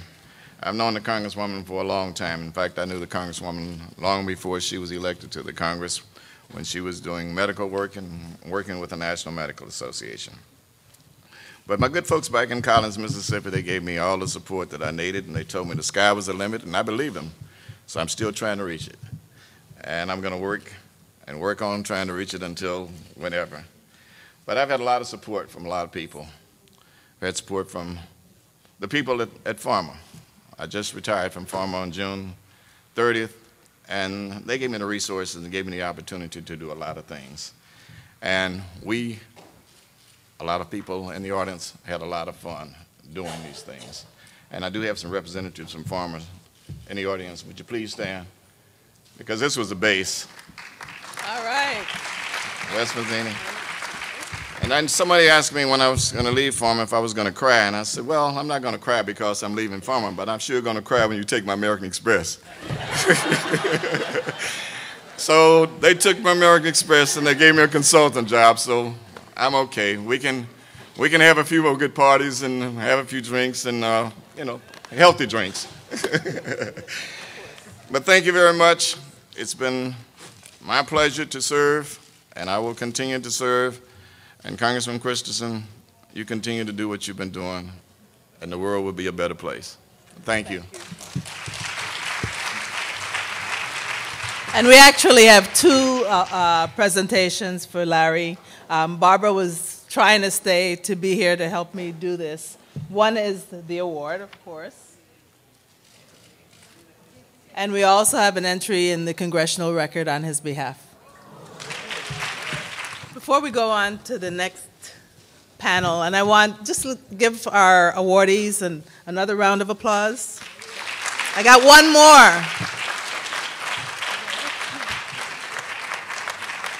I have one more awardee, and this one is a sort of a surprise, a little stealth award here. So there's one award that's not listed on your folders, because if I had let the person know that I was going to do this, although a lot of people protested who got awards today, I would have never gotten to give this person an award.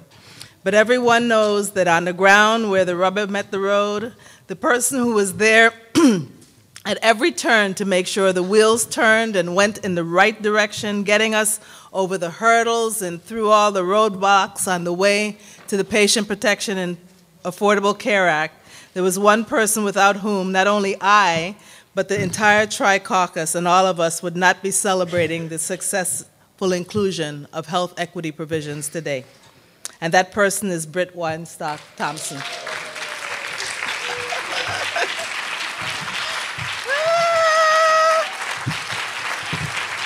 We pulled a fast one on you, and your husband was trying to get here. I don't think he made it. All the while putting out everyday fires and making sure we support other important legislation, preparing me for committee work and speeches and taking care of Daryl and working on her PhD. She was doing that, all of that while we were getting this bill done. So if it sounds in any way like she's Wonder Woman, we all know that she is. So please, again, help me applaud Britt and thank her for her work, her ongoing work with us.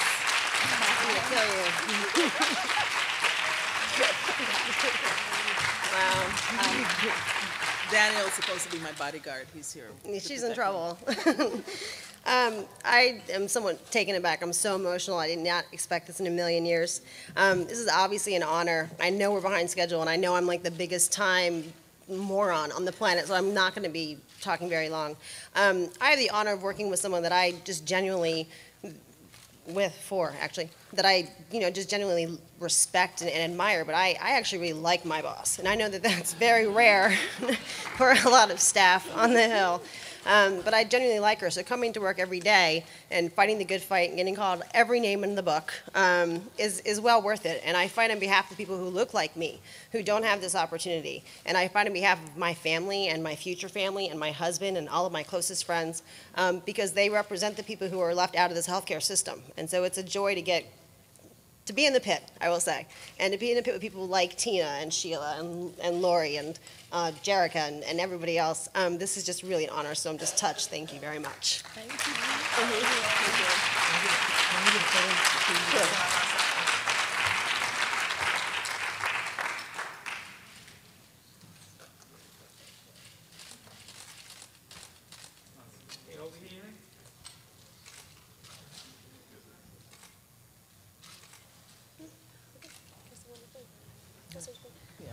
And I forgot to add, my secret is officially now out.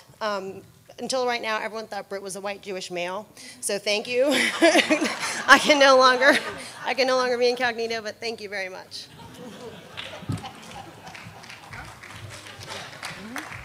And let me just recognize my other staff members. Are you crying too? Jerica is our fellow. Monique Clendenin, Chief of Staff. Staff, just raise your hands. Lenny James out of the St. Croix office, Shelley Thomas, Makeda Okolo, Shanna O'Reilly. Am I missing anybody else? Okay. Thank you. So we're going to move right on to the next part of our program. It's going to be a treat. Myself organized here. You're doing this. Thank you. I don't have to get organized. I can eat my sandwich. And This section is going to be moderated by our Lewis Stokes Health Policy Fellow, Jerica Mathis. Hello, everyone. It is my pleasure to introduce the next panel. Examples of corporate leadership, how companies are filling gaps in healthcare and achieving health equity in their businesses. The panelists in this session will explore the role that their respective companies are taking, not only to fill existing gaps in healthcare that as Affordable Care Act provisions are planned and implemented, but the role that they plan to assume in the future to ensure that their efforts augment and supplement other efforts to eliminate health disparities and achieve health equity.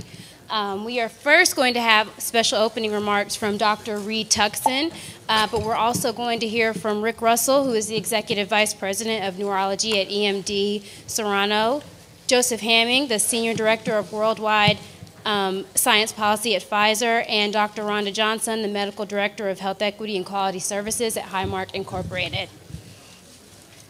And so we've got to buckle down because the work ahead is in many, many, many, many ways much more difficult than the work to get us to this point. Let me go through some of those that we have to deal with and talk quickly about some of the ways in which at least what people like I do and others of my colleagues on the stage do to try to make a difference. The context, of course, is that health reform will stimulate changes in the system. It will especially stimulate changes in how we approach costs. 33 million people with about $1 trillion of economics means that you had better pay attention to the numbers and the money. The costs of care and the outcomes of care. So we're at $2.6 trillion today on health care, and unless something very dramatic happens, we will be at $4.6 trillion in about 3, 4, 5 years. That's incredible. You know that at the state level, it is absolutely impossible for state governments to be able to afford the trajectory of costs that are occurring now. States are already going broke on all the stuff that they've got now with the diminished tax base and all of that. And so states are crying out. So if those of us who are people of color that are going to be insured through Medicaid, we got some real issues that we're going to have to attend to. And so we also know that the cost curve for private employers who are trying to pay the bill is unsustainable. And finally, we know that chronic care, which is about 75% of costs, is something that we also are going to have to address. Number two, in terms of context, we are about to have a tsunami of preventable illness that will wash over an already unaffordable delivery system. You need to be very clear that this talk and what Dave Rivers said in terms of the importance of prevention, take what he said and multiply it 1,000,000 times. If you look at heart disease alone, we spend $340 billion in this country on heart disease. And the good news is that the medical care system will save you when you get your heart attack. But there are so many people who are going to have heart disease, all of whom will need extraordinary amounts of service. Service that the delivery system is more than happy to pay for, to charge for, more than happy to have 43 nuclear imaging procedures and implantable cardiac defibrillators, and you name it, the delivery system is more than prepared to inefficiently, uncoordinatedly, fragmentedly make available at extraordinary cost. And so we're spending $340 billion today, we'll be spending $340 trillion in a heartbeat. That ain't in the trillion that it took for Congressman Christensen and her colleagues to fund the bill. This is serious business, and it is a disaster about to happen. In care delivery, the context is waste, inappropriate use, and suboptimal care. Extraordinary waste, aggravating poor quality, unsafe, costly care that has got to be dealt with, and it has to be dealt with now. And it is not being dealt with by almost anyone effectively. Fragmented care. We are concerned, and I think you know, that there aren't a lot of primary care doctors hanging around to be coordinating care for all these chronically ill folk, color or not of color. Already we see 40% of family physicians, 56% of internal medicine physicians closing their practices to new patients. And lastly, as the context and challenge, we are in an era, at the beginning of an era, of patient-centered care, where decisions need to be focused on the individual and where individuals will be more accountable for the decisions and choices that they make or don't make. There are very few resources to help people of color to navigate through the choices they have to make, the chances that they are taking. And so we're going to have to be very clear as we manage through information overload. And how do you deal with the reality that everybody wants everything all the time, even though costs continue to go up and up and up? And so we have real challenges. So companies like ours, United Health Group, we are a Fortune 20 health and well-being company. We are touching about 30 million Americans through providing insurance products from the largest Medicaid managed care programs. We're probably the largest company in the Medicare space, and we provide commercial insurance to the largest employers down to the smallest and most special of individuals.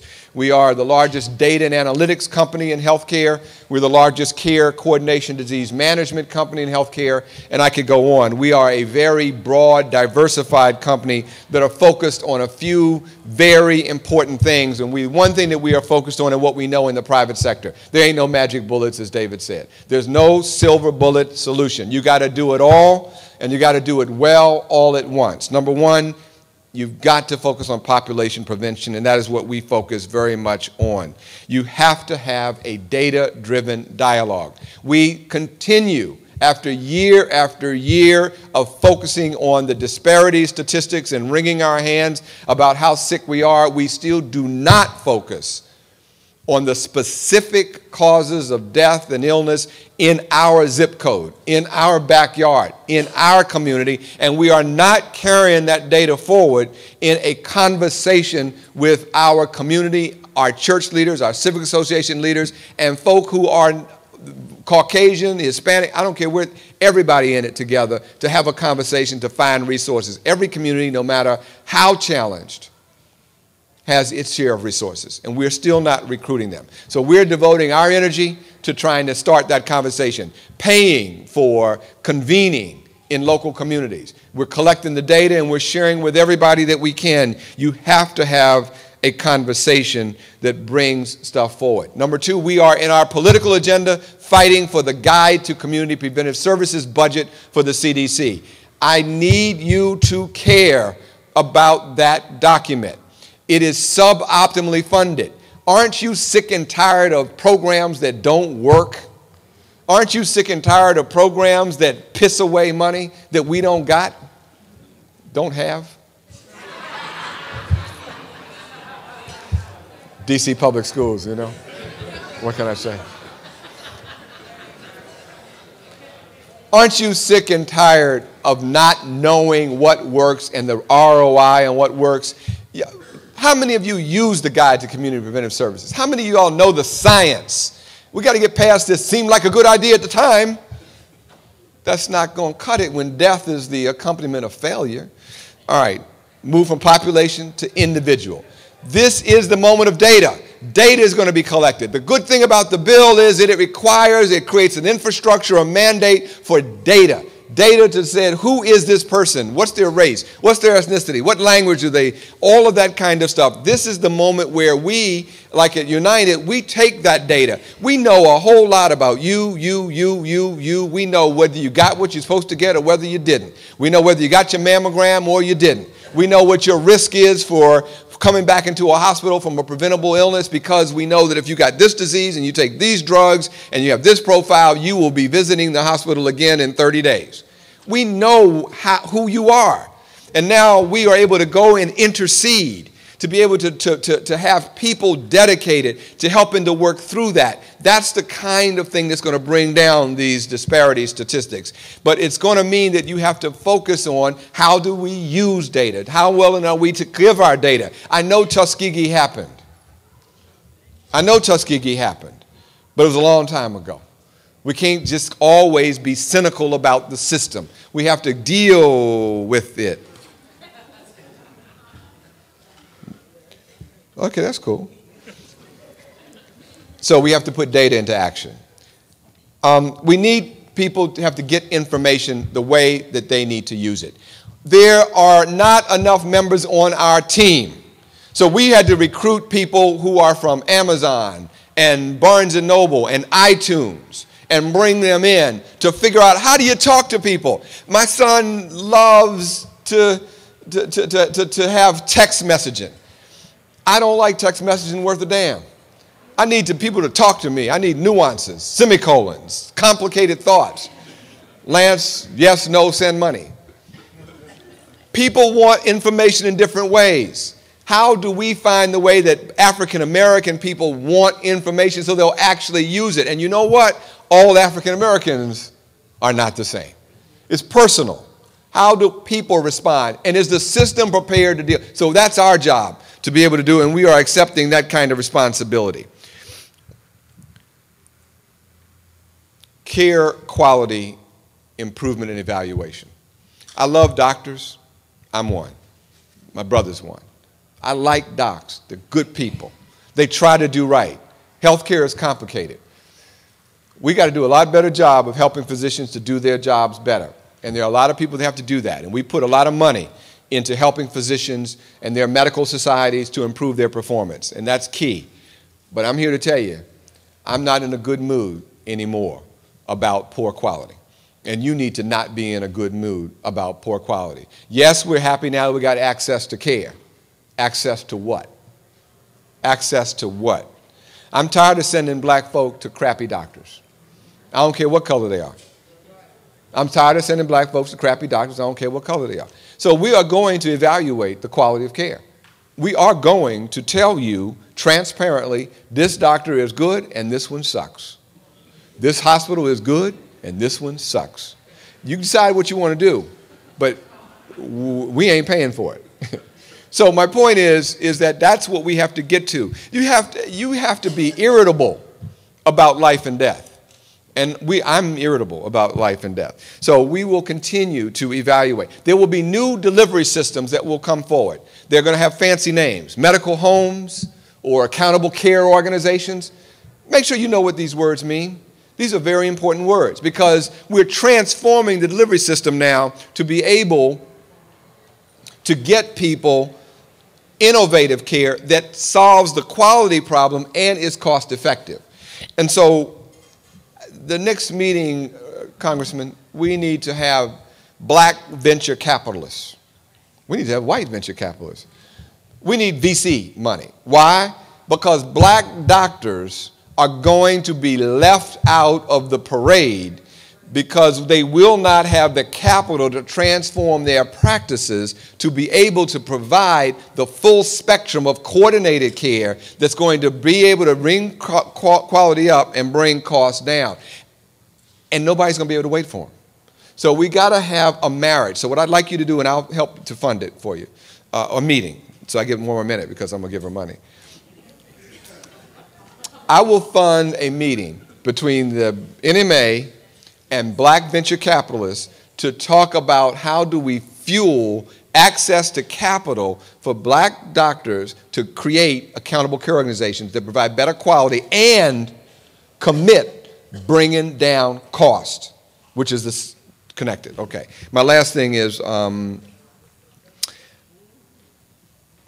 we got to get the right person to the right care to meet their needs. And that means we got to reach out and find ways of influencing people and get them to the care that they need, and we're going to do that. And where that care doesn't exist, we're going to continue to support federally qualified health centers. I'm here to tell you that federally qualified health centers, we continue to support them. We're over $25 million in support for those now. And the condition was if they want to get a dime of our money, they have to be able to demonstrate and to be able to provide quality care. And so we hired people from George Washington University to do the study, to document it, to track it, and the quality of care in the federally qualified health centers that we support, one of them here in Anacostia, right across the way, quality of care equal to or better than the private sector without risk adjustment.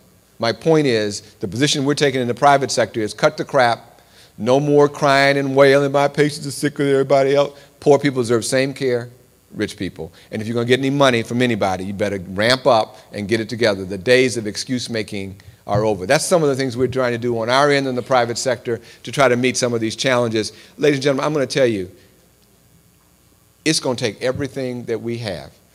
But I need y'all to do me one favor. There needs to be a little bit more support for what we're trying to do.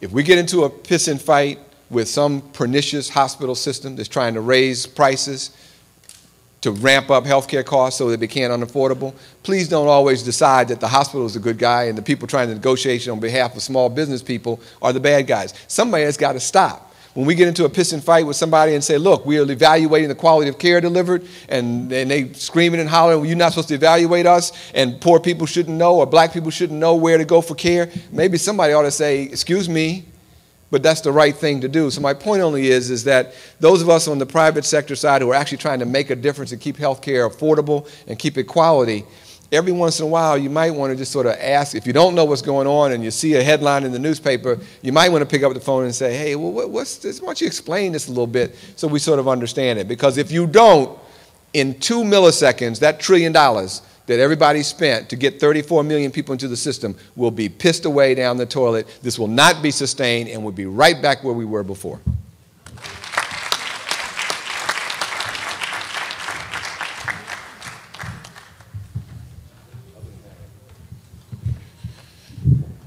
Dr. Tuxen, I got a good idea. You got all that data at United, right? Yeah. You can tell us what we got, what we don't got? Yep. What doctors are good, what doctors are bad? Hospitals, same way? Yes, sir. If you can figure out a way to predict what the winning Powerball lottery number is with that system, you can fund all that stuff. I don't have the data. Yeah. We need to get it, right? So luckily I didn't bring slides because you don't need slides. My name is Rick Russell. Good afternoon, everyone. I'm happy to be here. And before I begin, I want to thank the Congressional Black Caucus Foundation for this opportunity. And in particular, I want to thank Representative Christensen and her staff, particularly Britt Weinstock. Where are you, Britt? Is she here? Is she out? Yeah. Thank you for the opportunity to be here. I met with Britt earlier this year in the springtime, and she is, as she said earlier, quite passionate about what she does, and I respect that. It was very nice to meet you then, and I'm happy to be here now. I also want you to know that I respect the fact that Representative Christensen's office has worked tirelessly on healthcare issues and disparities, as was noted earlier, and especially working with underserved communities, something we're very interested in at EMD Serono.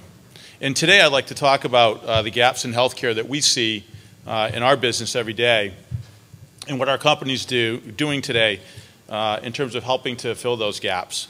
For most of you that are not familiar with EMD Serono, we're a biopharmaceutical company. We're relatively small versus the big guys. We're based in Massachusetts, just south of Boston, in Rockland. And we're focused on transforming discoveries in medical science into preventive cures for unmet needs. And I'll get into that more in a moment. Our core focus areas are in neurodegenerative diseases or neurology, fertility, endocrinology. And in particular, I'm interested in neurodegenerative diseases, and I was happy to hear about MS a little earlier because that's a key focus for us and for the area that I'm involved in at EMD Serono. And as you heard if you were here earlier, MS is a chronic inflammatory disease that affects the central nervous system, and frankly speaking, it's quite devastating. It's also quite common in younger people, and the CDC estimates that there's approximately 400,000 people in the U.S. that suffer from MS, and a majority of those individuals live with a condition called relapsing MS. That's the most common form. It typically affects people 20 to 30 years of age. It's much more prevalent in women than it is in men. And believe it or not, it wasn't that long ago, and we know this isn't true just based on what Representative Christensen said earlier in the prior session, but the belief at one time was that it affected primarily Caucasians or only Caucasians in northern hemispheric areas of the world, and that's clearly not true. So there's a lot we know about MS, there's a lot we don't know. And the real challenge is understanding what it looks like really in a lot of these patient populations like the African American community. And as I said earlier, the CDC says it's 400,000 patients, but frankly that's an outdated estimate. And so what we really need to do is get more data, and we heard about that earlier. And so for any member of Congress that's here or for their staff, I'd like to put a plug in for H.R. Bill 1362, which is in consideration now in Energy and Commerce. This is legislation which set up a robust surveillance network through the CDC. I think we heard a little bit about that earlier. And in particular for MS, it would give us a heck of a lot more information, as well as in Parkinson's and some other important areas. So we need to get this bill passed. An accurate survey of these patients will help us understand and marshal the resources that we need, and especially in your community. At Serono, EMD Serono, we currently market an FDA-approved product called Rebif. This is one of several leading treatments in the MS category, and it's also available worldwide, but more importantly here in the U.S. And it has a safety profile in clinical trials and a real patient experience of over 16 years. And we're also awaiting FDA review and hopefully approval of a new product, an oral product. And that's important because, as you may have heard earlier, all therapies today for MS that we use to treat MS are either injectable or infused therapies. So to have an oral medication would be a big advance in this area, and we're really excited about that. We supported wholeheartedly the passage of the healthcare reform bill. But, as you've heard, despite passage of that bill, we know that gaps still remain in terms of access and quality of care. And we're committed to working with each individual to ensure that they have access to the products and services that they need to manage their disease, and in particular, relapsing MS. We know it's not enough to develop a drug, and that we have to fully embrace the circle of care that's involved in treating people with relapsing MS. And this means ensuring that patients are comfortable with their injections and the drugs they have today, like Rebif, and also have access to these drugs, and feel part of a community that's dealing with many of the same issues. So as part of that commitment, we work hard to provide many services for patients beyond our therapy and do it at no charge to them. One of the services we provide is called MS Lifelines.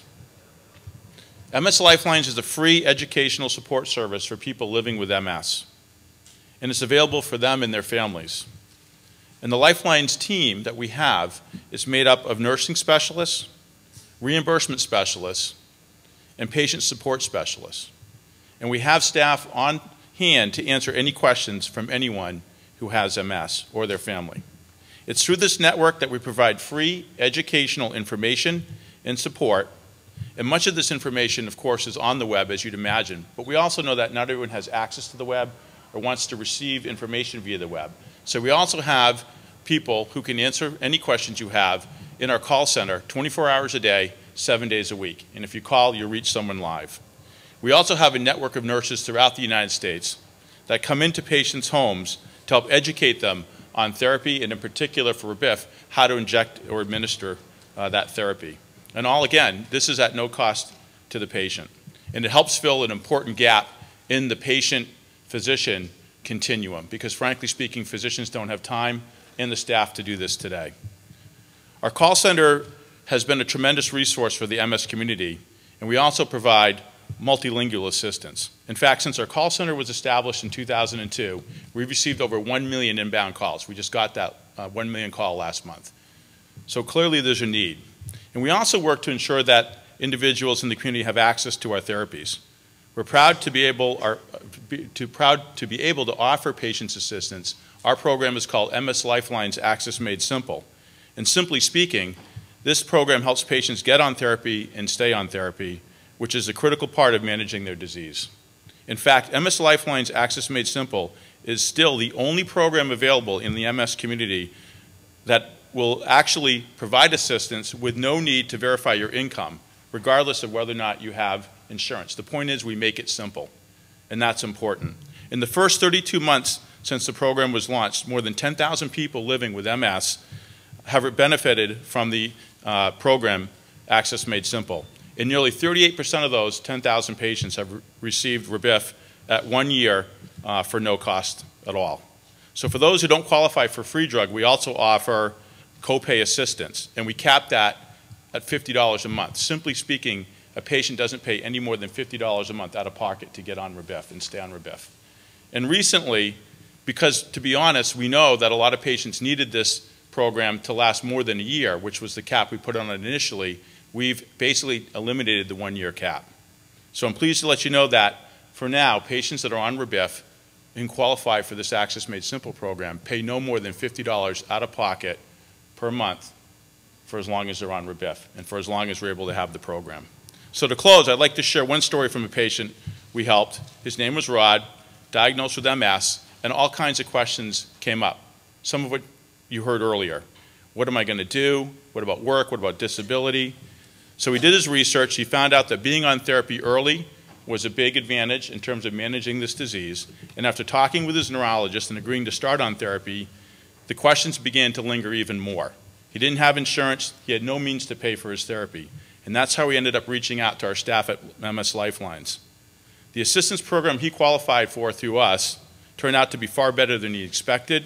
After working with a specialist to complete some paperwork in our center, he got a call telling him he was approved. And in a situation, our company's policy and our program would cover the entire cost of his therapy.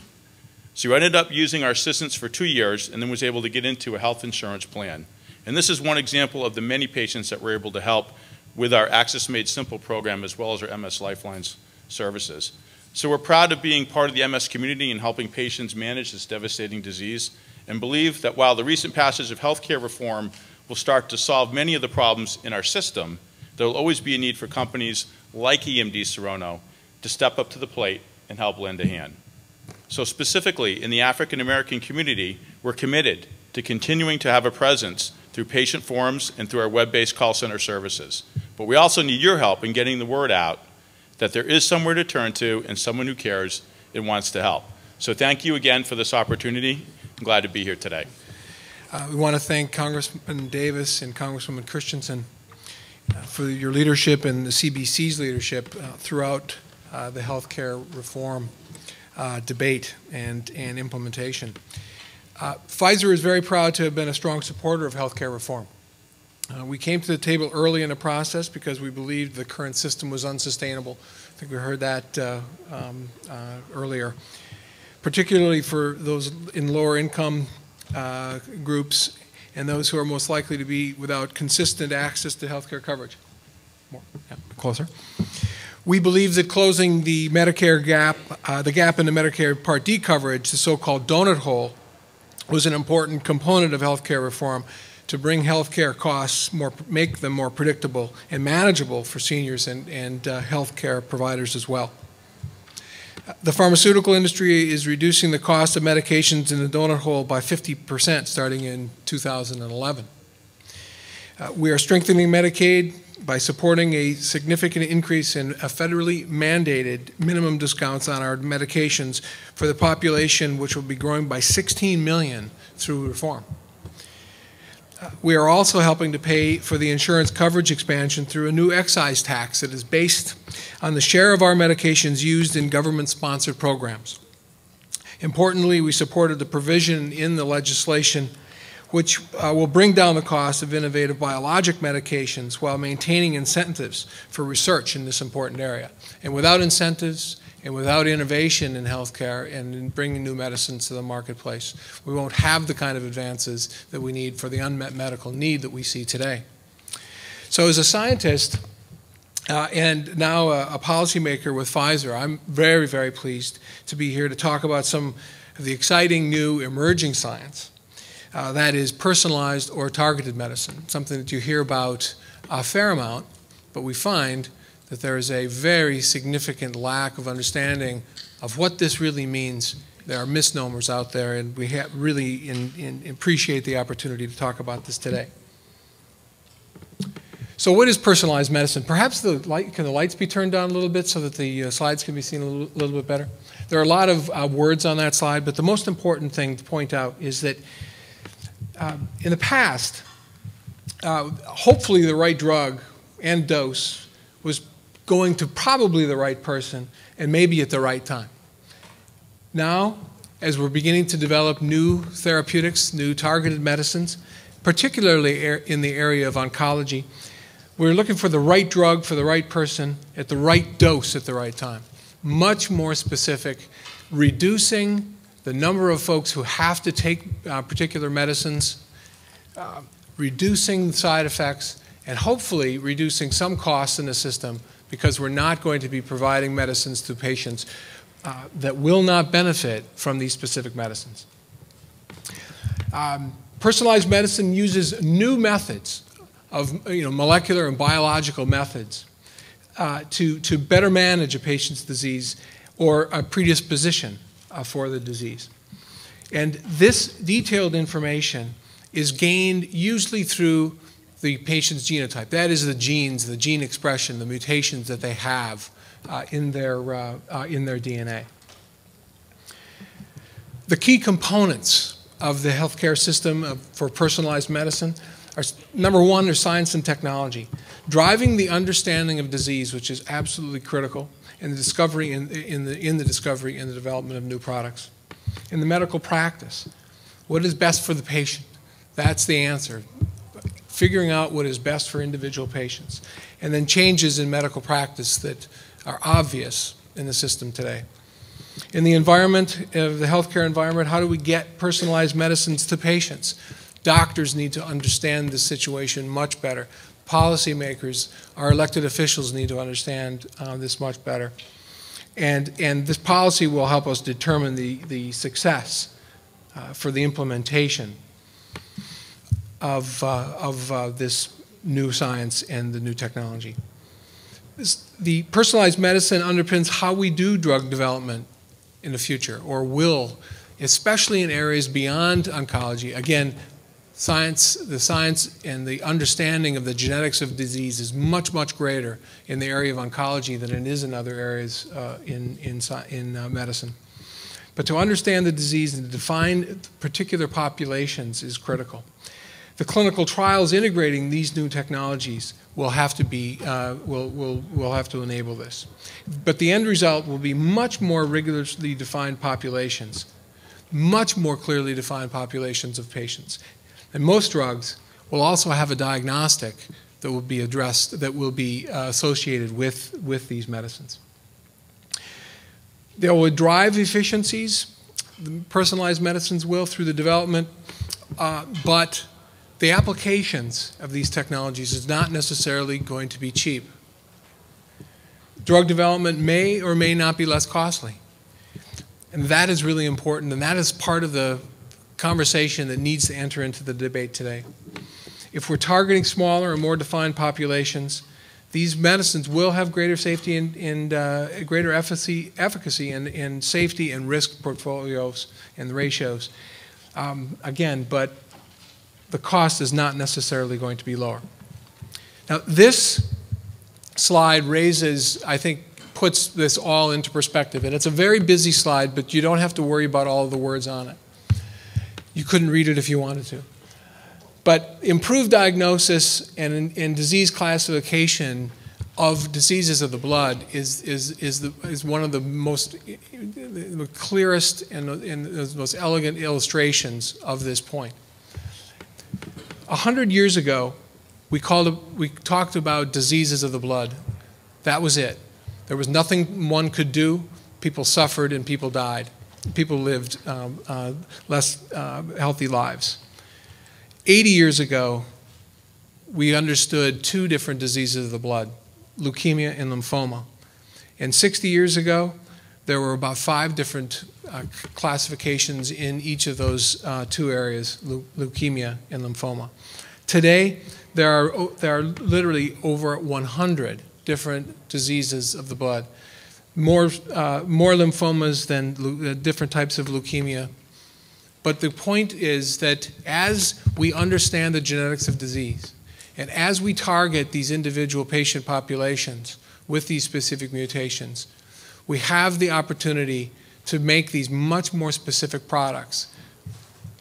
Less side effects, more sophisticated targeting of these diseases, and an opportunity to reduce the side effects that we're going to see in delivering these products to individual patients.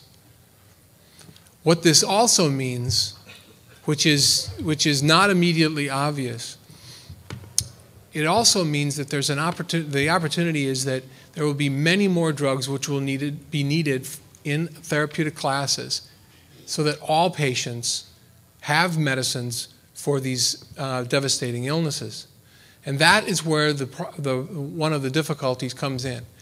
If we can develop products which treat large numbers of patients, drug development is much simpler. If we are looking for individual, we're looking for much more targeted products, it is going to take more products, more drug development, and potentially more cost.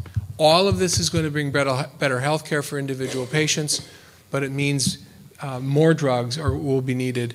And that's the way the science is driving us. We are inexorably moving towards that kind of, those kinds of therapies in oncology, but also in other areas as we better understand the genetics of disease.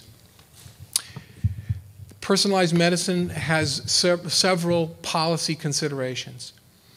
Targeting therapies will be developed and marketed for these very defined populations. There will be a critical need for policy input and debate from stakeholders in this whole system, the payers, in government, and of course patients themselves. The challenge is how do we create a policy and a regulatory environment to bring these products to the marketplace? How do we develop government and payer policies that sustain and foster this kind of innovation? This is good. Everyone understands that doctors are excited, scientists are excited, but how do we do that? How do we keep that moving forward? That is going to have to be part of the conversation. How can we ensure success, the access to novel therapeutic approaches? How do we make sure that these life-saving medicines that are brought to the marketplace get to the patients who need them, regardless of where they live and what they look like? Aggressive application of science to drug discovery and development will be happening over the next 5 or 10 years. We need an integrated application of technologies to provide better characterization of patients. We need strong collaborations between industry and academia to drive these therapies. Today, we're moving in the wrong direction. Doctors are being held away from industry, or industry's interactions with doctors is being curtailed in many places. This is a very dangerous trend, one that we have to talk about, we have to reverse, because these products will not come to the marketplace, they will not be available to patients if we don't have the opportunity to collaborate with academic medical centers and with doctors. We must do much better in that area. Development of also methodologies that allow the sharing of data between healthcare providers in a way that keeps patients' data safe and keeps it from those who would use it to deny. Collaborative relationships with regulators, or with our regulators, to strengthen the patient safety is the last piece. But we also need to speed the path of new biomarkers, these specific markers that allow us to develop these products. So in closing, there are many, many daunting challenges in healthcare today. And we've heard about some of those today, many daunting challenges. Our role in the pharmaceutical industry, one we take very, very seriously, and one that we're very proud to take part in, is to continue to innovate and bring these new medicines to the marketplace. Because without the innovation, without bringing the new products to the market, all we have are existing therapies. And as we know, as we heard about today, and you can hear about anytime you talk to patients, there's the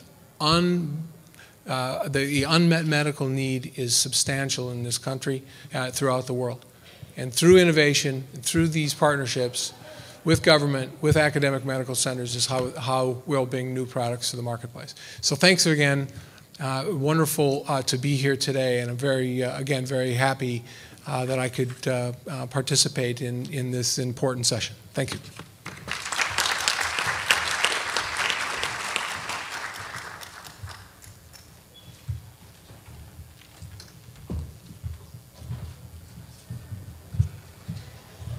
Hello, everyone. I'm Dr. Rhonda Johnson, Medical Director of Health Equity and Quality Services at Highmark. And because of the time, I'm actually going to just, I have wonderful slides that I have prepared, but in the interest of time, I'm just going to cut it short and just speak totally unscripted for you. And if any of you all want a copy of my slides, just give me your business card and I'll be happy to send them to you. Basically, Highmark is a independent licensee of the Blue Cross Blue Shield Association. We are headquartered in the city of Champions, Pittsburgh, Pennsylvania. And I'm not going to tell you about what we want to do. I'm going to tell you what we have done. We have a dedicated resource called Health Equity and Quality Services, which is my department, which I lead. And we are focused on reducing health disparities, increasing health literacy, increasing the cultural competency of our workforce and our provider network, and reducing disparities. How are we doing this? Number one, we have been collecting, we're not waiting for healthcare reform. We have been collecting race and ethnicity data, I am proud to say, since 2006.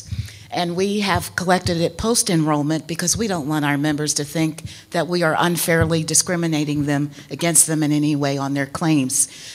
Despite having collected this data, we collect race, ethnicity, what languages they need when they need to speak with their providers. We do a lot of outreach on communications, messaging. We still only have data on about 2% of our minority enrollment. We've done focus groups, and they have told us they don't trust us with this information. So, you know, one of the challenges that's going to need to happen, even though healthcare reform has provisions for race and ethnicity and language data collection, we're going to have to educate the people out there that it is okay now, this is a safe environment now, that they can send us this information and that we're going to use it for the right purpose, for the right thing to help them get better care. Another area that we have been focusing is on cultural competency training. Our CEO has even taken cultural competency training, and so has our board, and so has all of the physicians who sit on our quality committees. So, and we've offered it out to our physician network free of charge. We have it on our provider website. We've trained over 2,000 of our employees at Highmark. We have ongoing, we have a health equity film series. We have a lot of programs to increase the cultural competency, both of our workforce and our provider network. And you know, it's going to take time. I am a physician and proud to be a physician, but I can tell you I go out and speak to a lot of physician audiences, and they don't believe that they need cultural competency training, and they don't believe that they're not treating all patients equally, even though the data says that that is the case. So there is a lot of effort that we spend around improving the physician awareness around health disparities. And we've even developed a program where we pay them. We have pay-for-performance programs that are aimed to improve health equity, and we focus on 3 clinical conditions: diabetes, heart disease, hypertension, and pediatric asthma.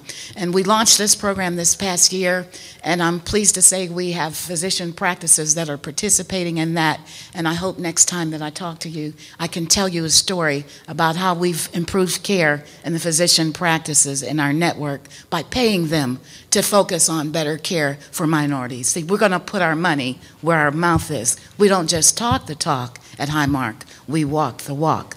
Another thing that we do that I'm pleased to say is we do a lot of outreach in our community.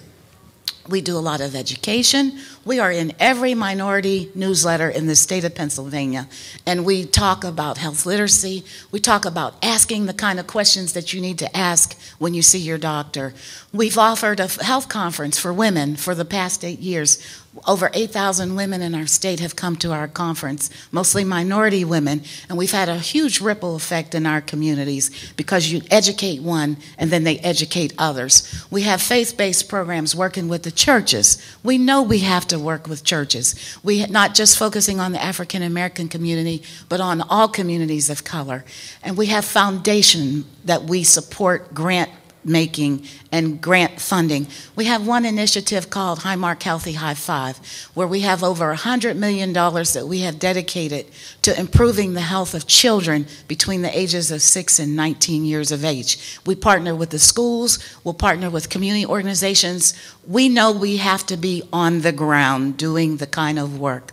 We've secured the commitment of our senior leadership, and our CEO, our board, they are all fully supportive of the work that we're doing to improve reduce health disparities in the communities we serve.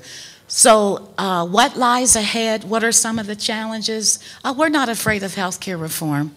We are embracing healthcare reform. Most of the provisions, if you've been here all day, you heard the first session where they talked about some of the provisions in healthcare reform where you have to have cultural competency, you have to have linguistic access, you have to have health literacy, you have to have communication at a 6th grade level. We're already making strides in those regards. We're collecting race and ethnicity data. We're providing cultural competency training for our providers.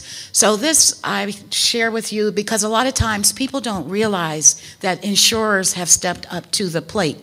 I participate in a lot of national collaboratives. One, the National Health Plan Collaborative, which was a joint venture between the Robert Wood Johnson Foundation and the Agency for Healthcare Research and Quality. There were 11 health plans. We collectively served over 88 million covered lives. And all of us have made these strides around health disparities, and this is an area where we collaborate. Of course, nothing that's proprietary, we don't infringe upon anything proprietary, but to the degree that we can collaborate, we collaborate. The Blue Cross Blue Shield Association, 39 health plans. We meet every single month, and we talk about ways that we're committed to reducing healthcare disparities. We are going to be a part of all the regional health equity boards that is being established by the Office on Minority Health. We partner with the government, we partner with community agencies, we partner with churches, schools, etc. So these are just some examples how insurers have stepped up to the plate. We're not always the bad guys. There are some things that we do that we have to be accountable for, but if we have a good story to tell, I'm real happy to be here today to tell the story. So thank you very much. Again, I have slides. If you would like them, I'll be happy to share them with you, but in the interest of time, I just thought I would try to wrap it up. Thank you very much.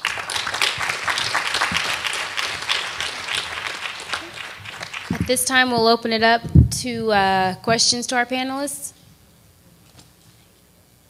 Does anybody have a question?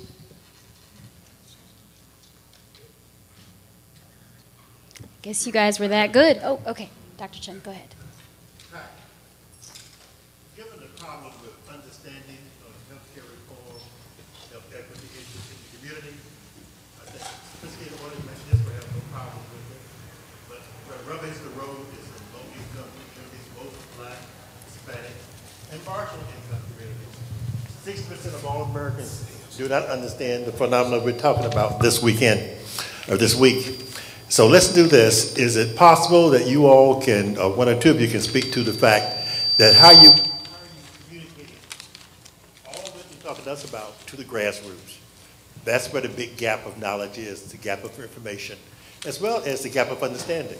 What are you doing down at that level, or over at that level, we put it that way?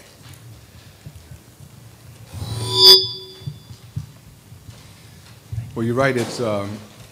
It's a great challenge, no question about it. And I think that I don't know whether we are, at least I don't know whether any of us are doing a whole lot. We certainly engage. I know my colleagues at Pfizer, and where's Ms. Lang? Is she still here? She was in here a second ago. She's in the back there? Okay, anyway, she is, for example, I know, but my friends at Pfizer, and by the way, it may surprise you that United Health Group is well aware of what Pfizer does and that we do a lot of stuff together because, as I stated at the beginning, Congresswoman, we're all in this together, that they organize a lot of community activities and certainly work a lot with community groups. I have two staff members from my company that are here, and I think they just stepped out for a minute.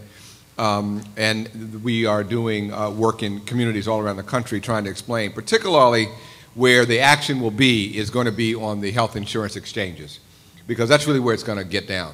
I'm on the committee for the enrollment work group of how it will work for getting enrollment done in a simple way. How do you verify who you are so that you're eligible for the new programs? And how do you do it so you don't have to register for food stamps and then register for your public assistance program, then you got to come back and bring a whole bunch of set of data and then register all over again for health. So I think this is the places where this is going to really be the opportunity is as we all work through the enrollment process and be able to explain it. The last thing is that as part of the enrollment, at least in my mind, and others will have comments for sure, as you get to the enrollment process is where you will start then figuring out enrollment for what? What plan, what benefit design do you want? That's where you're really going to have to explain it to people in terms of choice of network. Is it going to be a narrow network product or a broad network product? That takes you to the evaluation I talked about. Do you want to get access to something that it's more affordable because you only have a network which has better providing parts to it versus a broader network that isn't as differentiated by quality and cost? So I guess what it really gets down to is going to be in how do you sort of help people through the enrollment process. And then the last thing is that regardless of the bill and the complexities of the bill, I think we all are engaged in trying to have those community conversations, those community dialogues around prevention. And that's irrespective of the bill. But what I think you have now are money in the bill that's going to be devoted towards going to community-based organizations. And so the thing I think that we really need to do is to gear up our local communities to be able to compete for the dollars that people like Congressman Christensen has put in the bill for local community involvement. Those would be at least the ways I would start to think about it. And I think that was just reiterated. Last night I had an opportunity to be with members of the National Association of Black-Owned Broadcasters, and I was asking them, what is their engagement in respect to the issue of educating medically underserved communities on EHRs, on personal health records, on online disease management, meaningful use, and they had no idea, what I was talking about. And it seems that would be one of the most effective mechanisms of communicating into these communities that require this urgent information. And so I'm wondering, maybe I'm missing something, and that coordination is taking place, but I just haven't heard anything about that up to this point. So I'd just be interested in your comments on that. It's probably happening in local communities at a local level. I don't know that it's happening at the roll-up level, at the national level, but you bring up a very good point. I know we work with minority media, and we're in every minority media outlet, English-speaking, Spanish-speaking, et cetera, print, radio, and television, and we're always trying to get messaging out around health, wellness, prevention, et cetera, and in a culturally competent way, I would say. It's not enough just to have the message. You have to have it in the way that the people can understand it. That's important.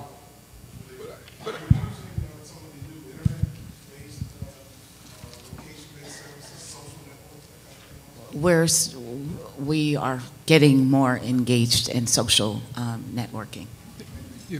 Within the pharmaceutical industry as well, there are, with Pfizer, our chief medical officer has a whole set of new social media types of communications and communications channels and ideas to get to patients. Of course, that is all very complicated. It must go through our regulator, of course. There are a lot of moving parts to that. But it's not good enough to say it's really complicated. Everyone, we all talk about that. I'm not, we all understand that. The science behind it, the medicine behind it, in a culture that, in the best of circumstances, the understanding of the healthcare system, the understanding of this legislation, the understanding of science and technology in this country is woefully inadequate. So there are challenges, but we need to figure out those new methods to get to folks. Black health and survival is not a priority for the black media.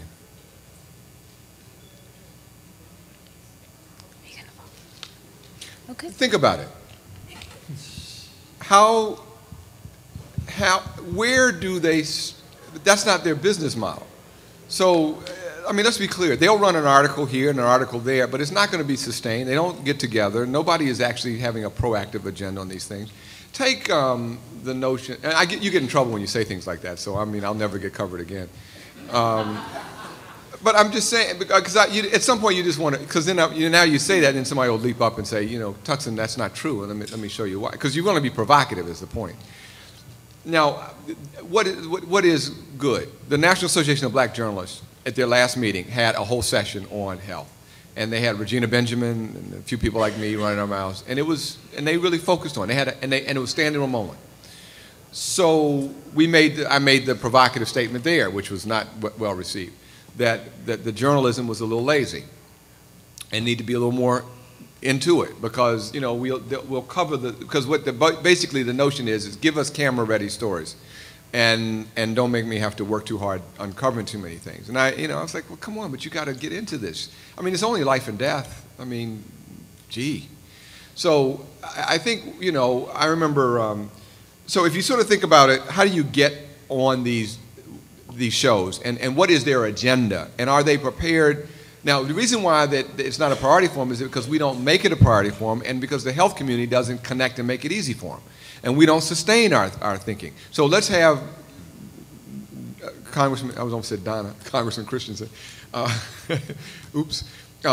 Let's have the Congresswoman have a conversation with the National Association of Black Journalists. I'm sure she already had, but let's do it and say that you heard that there was a meeting. We put so much on you. I'm so sorry. But you heard that the National Association of Black Journalists had a conference, and there was this conversation about health. And the question now is that you want to bring them to D.C. And talk about how do we work together to better sustain information going forward. The last piece on this, and I'm sorry to belabor it, but it's critical. Of all the things you said, they're important. The number one thing I think is important is preparing black folk to participate in the patient experience with care, evaluation of physician performance. So I talked about how important it is to talk about whether a doctor is good or bad or not good or not good. A big part of what's coming forward on evaluating a physician is whether or not the patient feels that the communications worked and all that sort of stuff. So instead of talking about and begging about culturally competence and da-da-da-da and hoping and at the end of the day, we're going to tell the world. Everybody's going to put up in a transparent way, you suck when it comes to talking to black folks. Now, do you want any more business? Okay. I think we have time for one final question. And on that note, Willarda Edwards with the National Medical Association, past president immediately. And this morning I raised this question. And I think that maybe you guys can really better answer this as well. We all were happy about healthcare reform and that we're now going to get coverage for some 30 million other people. And we know that that needs to be then everybody included in order to bring down the cost of healthcare and getting those healthcare dollars so that we can cover everybody. And the premiums then will go from maybe $700 to now $200 a month. That would be wonderful if everybody had insurance. But what I have been faced with immediately, most recently, was the fact that in that health care coverage, they're going to exclude things like dental coverage and mental health in order to bring down the premiums. This is this came from a group that provides insurance for all of their employees. And they're going to trim down what's available to people. And the way that they're going to trim down that cost is to exclude things like coverage for mental health and dental health. What can we do? Because that is a major issue for our community, and if they start excluding things, it's almost like not having insurance at all. Can you address that? Well, I think part of it we need to get tight on. First of all, thank you for raising it, and glad for your service. And by the way, Congressman Mfuze was here, the CEO of NMA, who is, quite frankly, just a huge breath of fresh air. And he came over to me because the Congresswoman mentioned this idea of the venture capital conversation with black docs and trying to get some money so they can transform practices. And of course, she would go right there and instigate, on the spot. And he came over and said, let's do it. So we're going to do it. And it was just, so we're just going to do that. The issue is, I think we got to get clear on some of the facts, though, because the mental health parity stuff legislation doesn't let you get out of it.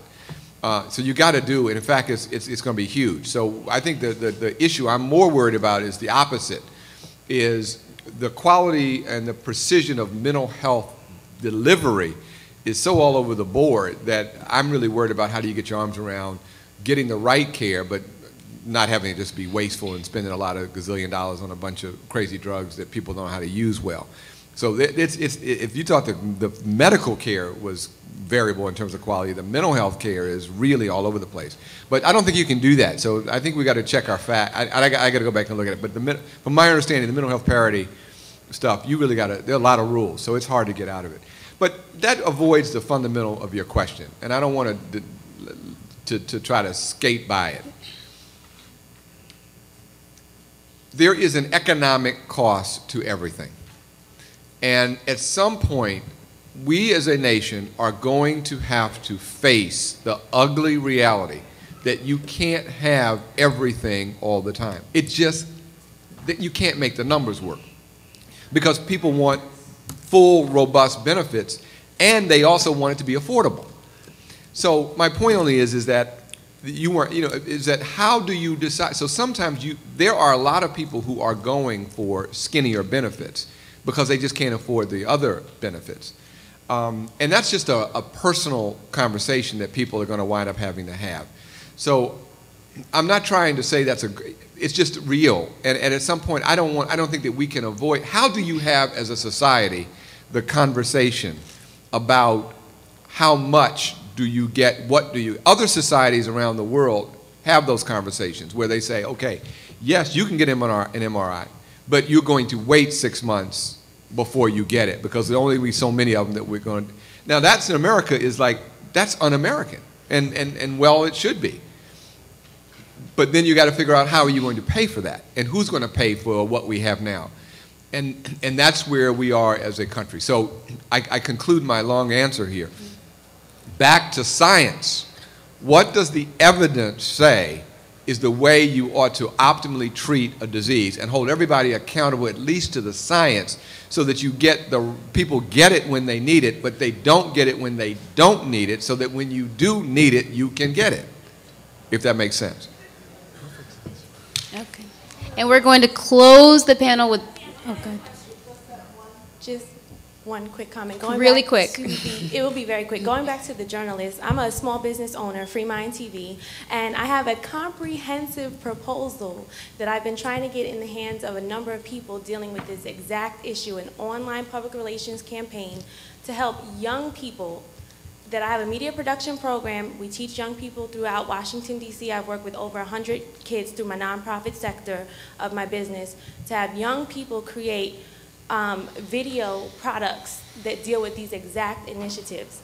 And I haven't had any good responses. Rhonda is waiting for you to see her. Okay, well, I definitely want to see her, but I just wanted to go back to that we need to, with the journalism, to bring it to the online side. So I had to say that because it was exactly what I'm working with. Thank you very much. Let's give one more round of applause to our panelists. And if I could ask our next panelist to come to the stage.